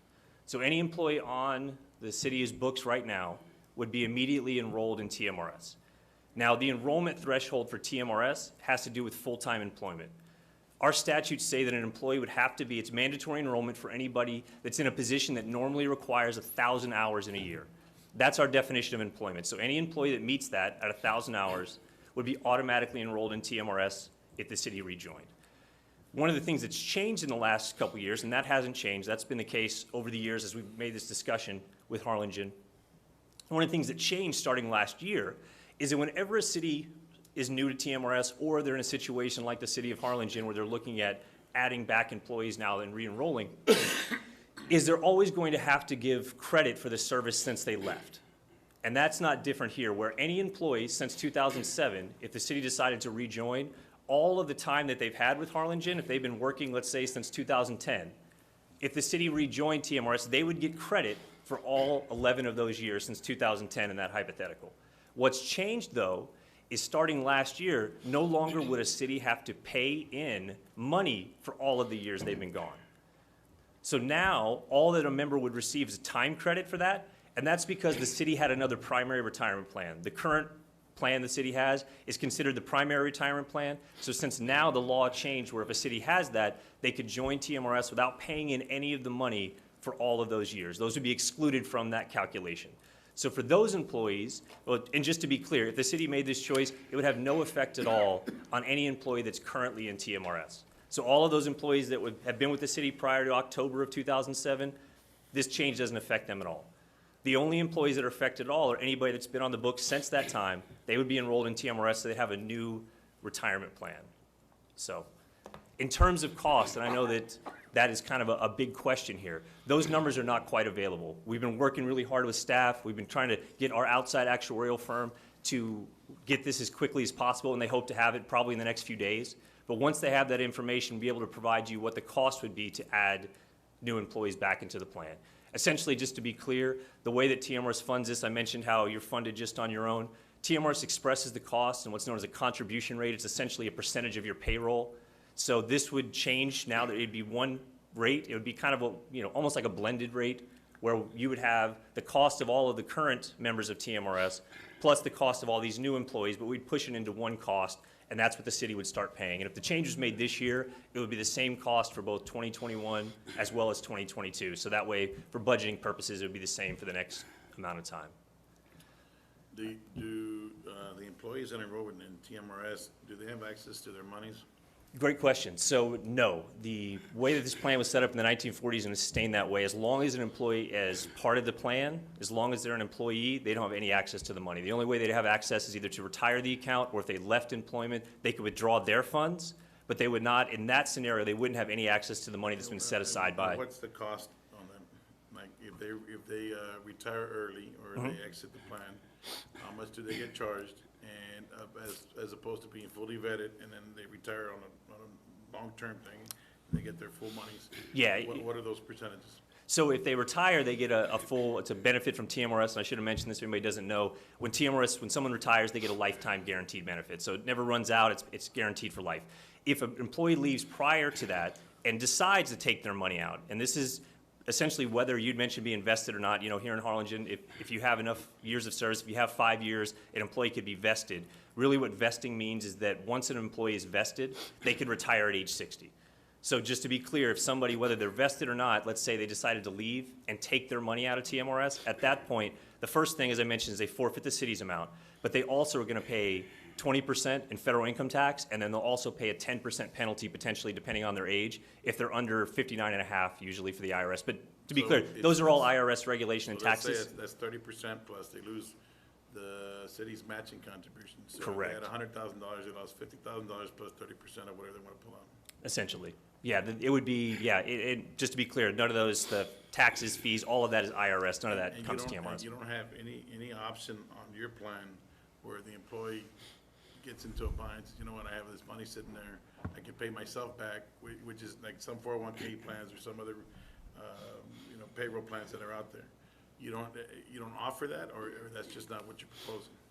Yeah, that's not even offered in TMRS. It's part of the statute that doesn't allow any type of withdrawals from it. And I can tell you from doing this job for 15 years, the number of people I've dealt with that have called and their house may be foreclosed on or different things. I understand completely the idea that they would want to take money from the plan. But yeah, there's no provisions within our statutes that allow anything like that. Couple of questions. Sure. You said your error was low. What's your error? Error for our return on investments? Yeah. Oh, You're 6.7. assumed in- Yeah, 6.75 is the assumed rate of return. Okay, and when was that last changed? That was last changed in 2015 from 7%. To currently 6.75? Mhm. Okay, and this being a defined benefit plan, may employees continue to fund the current plan as well as TMRS? So to be clear, go ahead. Can they fund the 457 plan as well as this defined benefit plan? So some of those questions about whether you'd have to close or modify the current plan would obviously be a legal question, both for maybe your own legal counsel as well as TMRS's, which we'd be happy to help with. I know the Texas Constitution has some requirements about a primary retirement plan, so if TMRS became that, could this other plan serve another function? Sure, I don't doubt that, in the sense that a lot of our cities that we participate in, especially ones that either don't have Social Security or have other restrictions, have 457 plans where employees can contribute to an alternate plan. So they can have TMRS as their primary, and this second plan where maybe a city doesn't contribute, that it works as a 457 plan as well. And you said the TMRS is guaranteed. Guaranteed by whom? Guaranteed, well, by us being a trust. I mean, we have $35 billion in assets. We don't have any state funding or anything like that. So we do have, we're self-guaranteed, for lack of a better term. Okay, and then what are your internal costs in managing money? And is everyone in the same pool, or does that change upon their age group, or can they pick and choose different investment choices? So all of our investments are professionally managed, both by internal staff as well as outside consultants. So no one gets to make individual investment choices. But so there's one pool. And so for an individual member, we actually have a investment return of 5%. So members are guaranteed to receive on their account balance every year 5%.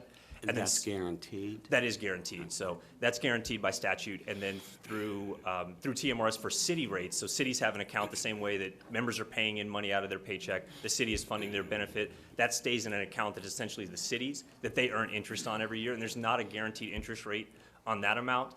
That just depends on the overall investments, how much is credited. What have your returns been, let's say, annually for the last 5 years? For either the last- individually or corporately? Yeah, so for the last 5 years, so this last year was 7% was our overall rate of... In 2020? In 2020, correct. That was our crediting rate. 7%? 7%. So, Gee, the S&P 500 returned 16. yeah. Yeah, so as I mentioned, our investment strategy is not to outperform everyone or even to hit the highest standards of And everything. how are you doing year-to-date? Do you have those numbers? I don't have year-to-date numbers. Yeah, I know that we're up for the year, but where we're at currently. But over the last 5 years, I know we've returned overall over 10%, but that's ups and downs, so. 10% a year for the last Not, 5 years? not per year. It's been, years up and down. And I can get those numbers for you, but. the On year-to-year. securities license? Yeah. You may have guessed. Yeah. And so you're working with Robert in the finance department to determine how many millions of dollars a year this is going to cost the city? We have been working with the city to determine the cost for sure. One of the things that we've been working with and getting information back and forth is getting the information for all the employees. So how many employees, how old they are, their current salaries, how many years of service. That way we can appropriately make sure we have the funding and right for that. Okay, and so then with the funding of this, the employees fund X percent? They do. So As required by the plan? Correct. The employees fund 7% of their gross compensation that goes into the And plan. then what does the city have to match? So the city has to match their account balance at retirement, which includes the 7% that they're putting in, plus the 5% interest credit that they're accumulating throughout their career. And then the city matches that balance at 200% at retirement, which is either 20 years at any age, or as I mentioned earlier, 5 years at age 60. And that's, just to follow up on the point you made earlier about it being a defined benefit plan, within TMRS, really their benefit is defined by their cash balance at retirement. So there's not an ultimate calculation unlike a teacher retirement system or some of the others. So there's an open-ended potential liability for the city? Is that what you just said? I don't know if I'd call it open-ended. It's essentially, it's going to continue to match whatever contributions are being made. Okay, so let's review again. Sure. So the employee puts in 7% of their payroll. Correct. And the city matches how much? The city matches 200%, or a 2-to-1 match for every dollar. So the city puts in 15%. It's ultimately, whatever their final balance is, that's what gets matched 2-to-1. So that includes not only the 7%, but it also includes any interest that's accrued on that balance. Can you give an example, just somebody making $1,000 a week? Yeah, so let's just say throughout their time, somebody is making $100,000 a year. We'll keep the numbers because I need numbers to be simple. This is the city, so you gotta come down. All right. I was like, I need simple numbers for me. Let's say $50,000 a year. Would that work? Okay. So at $50,000 a year. $3,500. Yeah. So an employee would put in $3,500 into their account for that year. If they continue to do that throughout, let's say for 10, go ahead. The city would put in how much? Well, the city's rate is actually, the city in theory would match that. If that employee was ready to retire, they'd match it with $7,000 because they're matching every dollar with $2 of their own. Okay, so it costs the city $7,000 and the employees put in $3,500. So it's $10,500 a year. Correct. The only thing I would, go ahead. But isn't the city's contribution based on the rate calculations? So it's not really 2-to-1? I'm sorry, I don't mean to interrupt. No, you're exactly right. You've been doing this a long, you know how the ins and outs of TMRS. No, that's exactly right, and that's the point I was gonna make, is that on the benefit side, from the employee side, they're gonna see a 2-to-1 match on their money. Because by the time they retire, that money's been funded. But the actual cost is going to be less than a true, in your example, $3,500 for the employee, $7,000 for the city. Because you're using actuarial tables. Correct. We're using actuarial tables, and because the day an employee starts in Harlingen, their benefit is already being funded from the city. And we know that that employee, in most cases, isn't going to be eligible for 20 years. So But one, the those dollars invest. are paid. They're paid to TMRS every year, or every month, every check. A good example, I think, this year, our rate of pay, our contribution for those employees that are still in TMRS, it's not 14%. It's 11.2% and something. Yeah. I'm pretty close. And the reason being is that as you have employees that leave prior to being eligible to retire, the city's portion of contribution stays in the fund, which helps offset any future additions or But contributions. you can get the information of, I guess, when you work with Robert, how much more that's gonna cost the city? Yes, they'd have to do an actuarial study, and right now, all we're providing them with Because what. preliminary information with employees. Because what I'm looking at is, we had that 40+% increase in insurance, and then if we're gonna increase, you gotta figure out where, again, it's always about where's the money gonna come from, if we decide to go this route. We could Well, take it. let me ask, just clarify a couple Sure. things. One is, we've established that everybody knows this is a defined benefit plan, right? Yeah, it has the city's current plan really is not, it has features of a defined benefit in the sense that it's a lifetime payment, but the benefit is defined by the amount of money in the account at retirement. There's not a calculation that takes into account salary and things that a traditional defined benefit plan, like a teacher's retirement system, et cetera. When you send the city a notice that our unfunded liability portion of the plan is, say, $18 million, which Okay. it has been in the past, what does that mean? Can you explain that? Sure. So the city's unfunded liability is essentially that the amount of money that's needed to fully fund the plan to get it to 100%. So like right now, when I look at it for next year, the city's at 98% funded. That means all the money needed to fund everybody's retirement through TMRS and Harlingen, 98% of that money has been paid. So the number you referenced, so starting for 2022, that number is 1.9 million. So over the next period of years, the city will pay down that amount with the amount they pay each year. So I know the city But manager. it could also go But that up. also changes. It could also go up significantly, right? Every year, there's going to be a Right, valuation. If your rate of return dropped below 6.7%. Sure. Say to 4% or 3%, which it could, right? And actually life expectancy went down this year, so. Yeah. Because of COVID-19, but, you know, hopefully we're gonna start seeing, additional extensions of life expectancy like we've seen over the last 20 years. So that could also change the assumptions that you've made in terms of that, and that could increase our unfunded liability, which means that if there is a shortfall, we can't, and the city would have to, and that's why the Governmental Accounting Standards Board changed this. They used to say, you don't have to put this on your balance sheet. Now they say, no, you gotta put that unfunded liability on your balance sheet because that's a real potential liability, right? Sure, the total pension liability now. It's a real potential liability.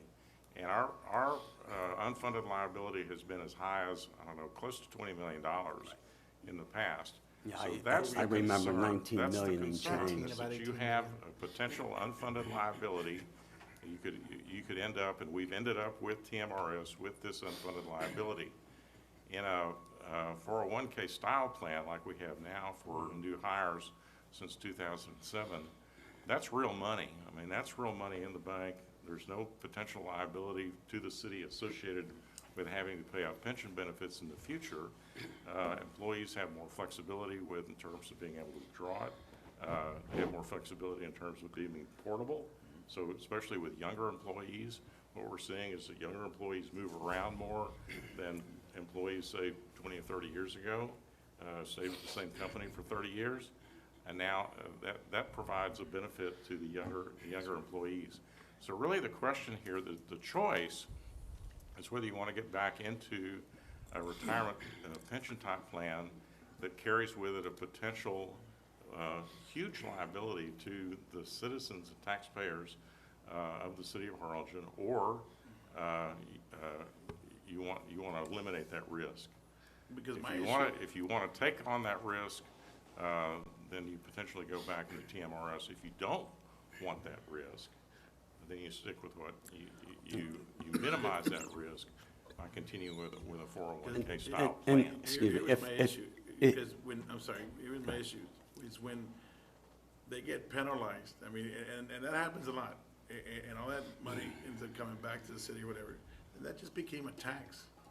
That's a tax on the employee, so that employee worked all that money, and it gets put in there, and they get dinged on, But don't they get, what you were saying right now, that what he's talking about, that they get penalized, you said that's not you guys, that's IRS. So if the plan that we have right now, I'm not sure how it works, but Well, if they were to take out money, wouldn't they get penalized either way? No, but they can borrow against it, and they pay themselves back. That's the big thing. They can say, hey, man, you know what, I got $200,000, I need to borrow 20 grand. They go borrow $10,000, and they pay themselves back over time, however they set up the loan. No, I agree with that, And that's that's a good. great benefit to the employee. But I would, Because a lot of times they'll go look for another job, more money, whatever, and they don't have that right of access to that money. Because with this plan, they're never gonna see it. but I can basically guarantee that most of the employees that we have would want probably the TMRS because it's a guaranteed lifetime benefit. Maybe so. We're losing a lot of the police officers that we have that have been here for a while. We lose a lot of them, the ones that have the experience, because they go to other cities that have this TMRS. And again, it's can we afford it? That's always the question I'm gonna ask. That's- At this present time, can we afford to make that move? And we went to this budget workshop this morning, I guess the number that scared me the most was that insurance hurdle we're gonna have to come up with. No, I agree. Like right now, what I want to do is I want to get I don't want to make a decision, kind of like how you wanted before in the terminus. You want more information? That's what I want. That's why I wanted to give Dan the go-ahead to look for that. Greg? I think that's a good, I think that's a good idea. That's a I think before we super- make a big decision like this, we ought to have a workshop on it. Yeah, because I want more information to see, because I know, ultimately, I believe that this would be best for the city employees, because the city employees, we want to encourage retention. We want them to come here to Harlingen, say, you know what, I'm going to work here, because the employees have the experience, they're going to be the better employees. And he's not ready anyway with the numbers. Yeah, exactly. We don't know what the cost is, so I think this is a great discussion. I think it's a great discussion, and I think we ought to have it.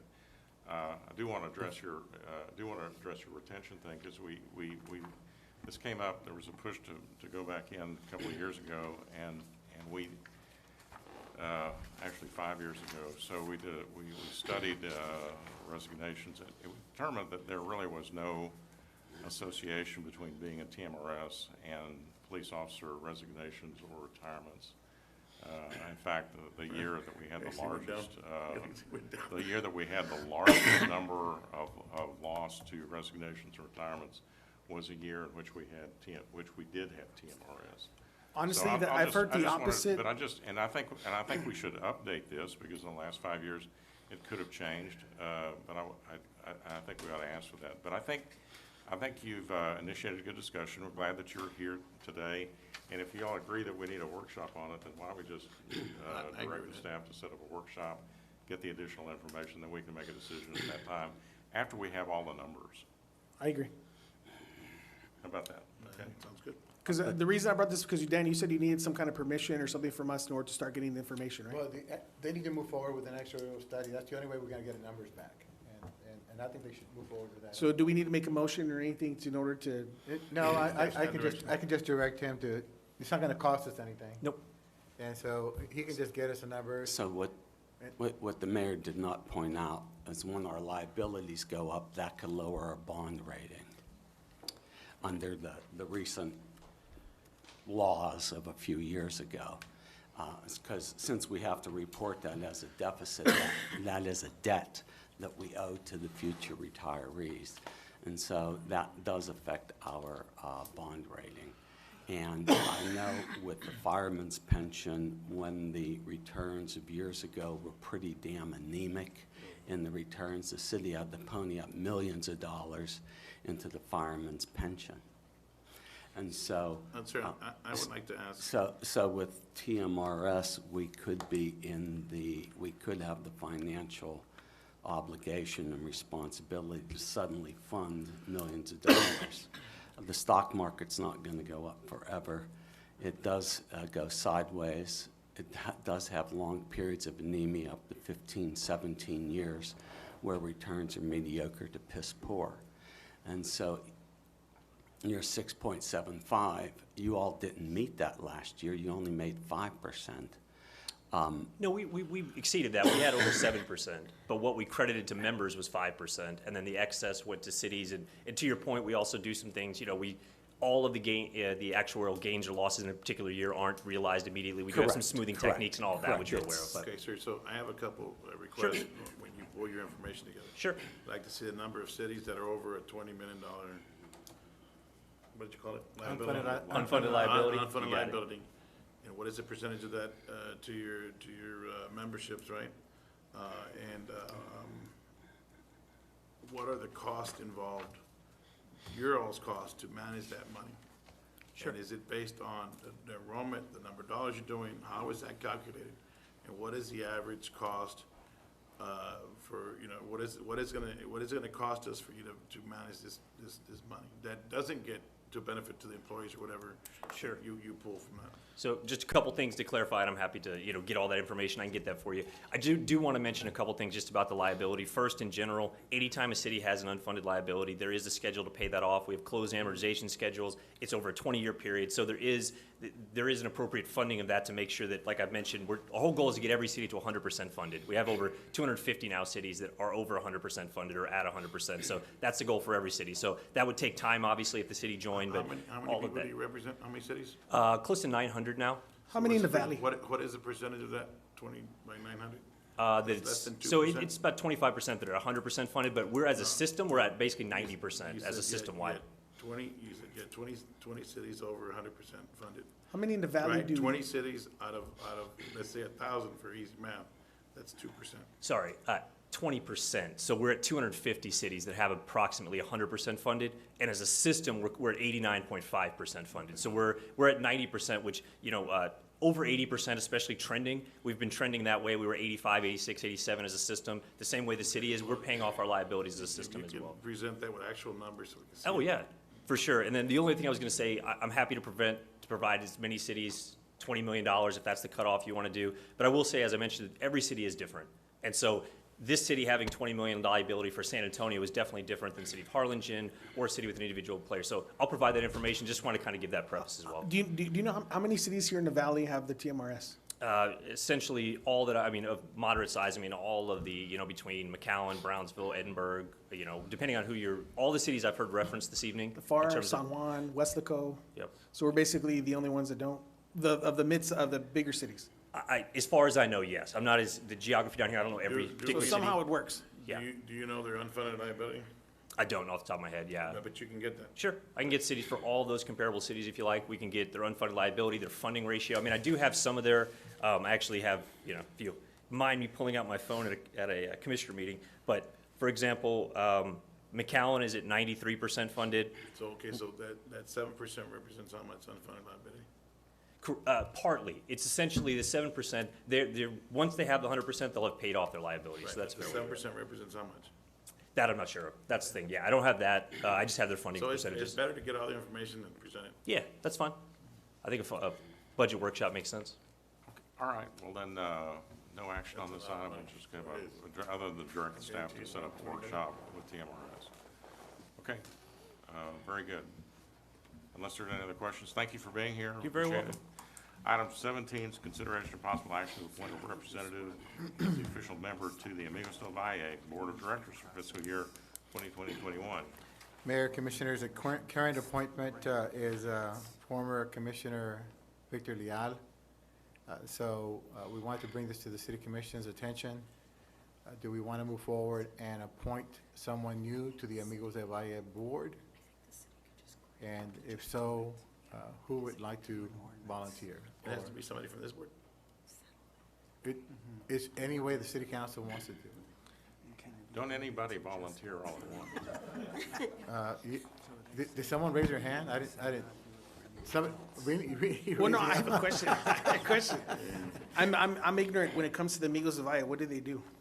See, I may not be able to serve on that. because They have a lot of programs to help the elderly. Oh, so that would be more like Puente.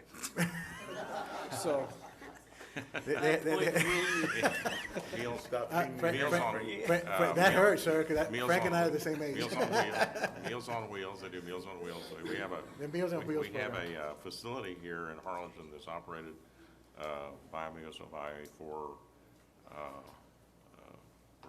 residents that need. But their Meals on that type Wheels of- program's a great program. that type And how of often do they meet? It's monthly. Monthly.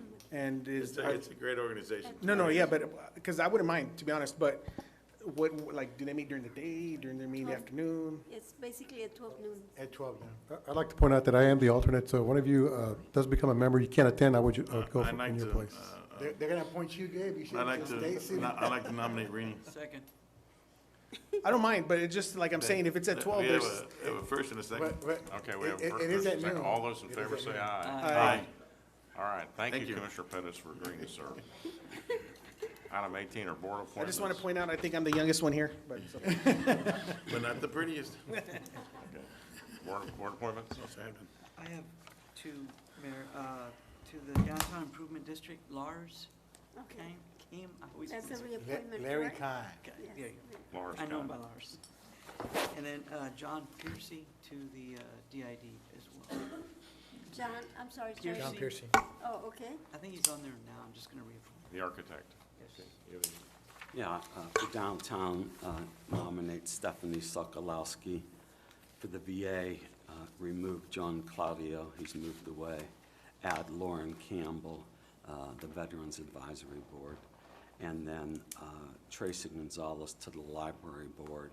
And if necessary, then remove Elva Munoz to make space for Tracy Gonzalez. But if I have two slots, that would be nice for both of them. Okay, sir. For the, Commissioner Morales, do you have any tonight? Not yet, but I will I'm next sure you meeting. will. Okay, Commissioner Pettis? For the Downtown District Board, I want to put Raymond Reyes. And then I would also want to put on the Downtown District Board, Jesus Peña. And then also, I would like to make a change to one of my previous selections on the Golf Course Advisory Board. I would like to appoint Omar Villarreal to that board. Okay. And I'm not sure if this is an appointment or not, but I want to, if I need to reappoint Bill DeBrook to the Downtown Improvement District, I would like to appoint him. And then to the Airport Board, I'd like to reappoint Tito Resendez, and then add Colonel Christopher Dowling to replace Richard Frankie. Right. That's all I have. Is there a motion to approve the board appointments? Motion second. All those in favor say aye. Aye.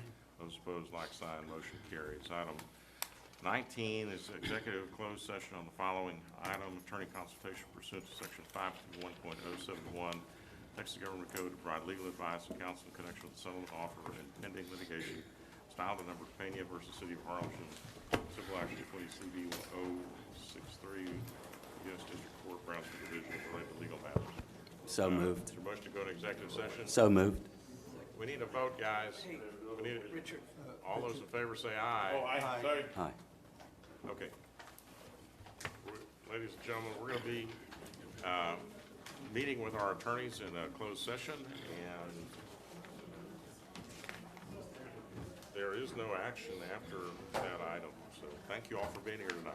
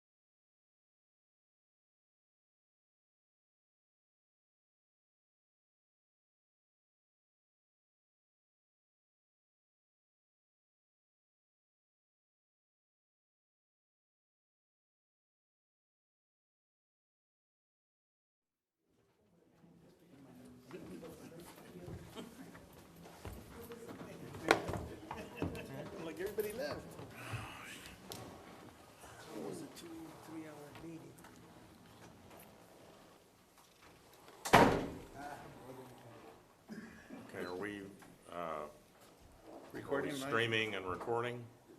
All right, then we are out of executive session at 8:13 PM. There being no further items on the agenda, we are adjourned. Thank you all and good night, everybody. Have a safe evening. You're welcome. Yes, tomorrow I'll, pull it out and see what happens. All right, thank you.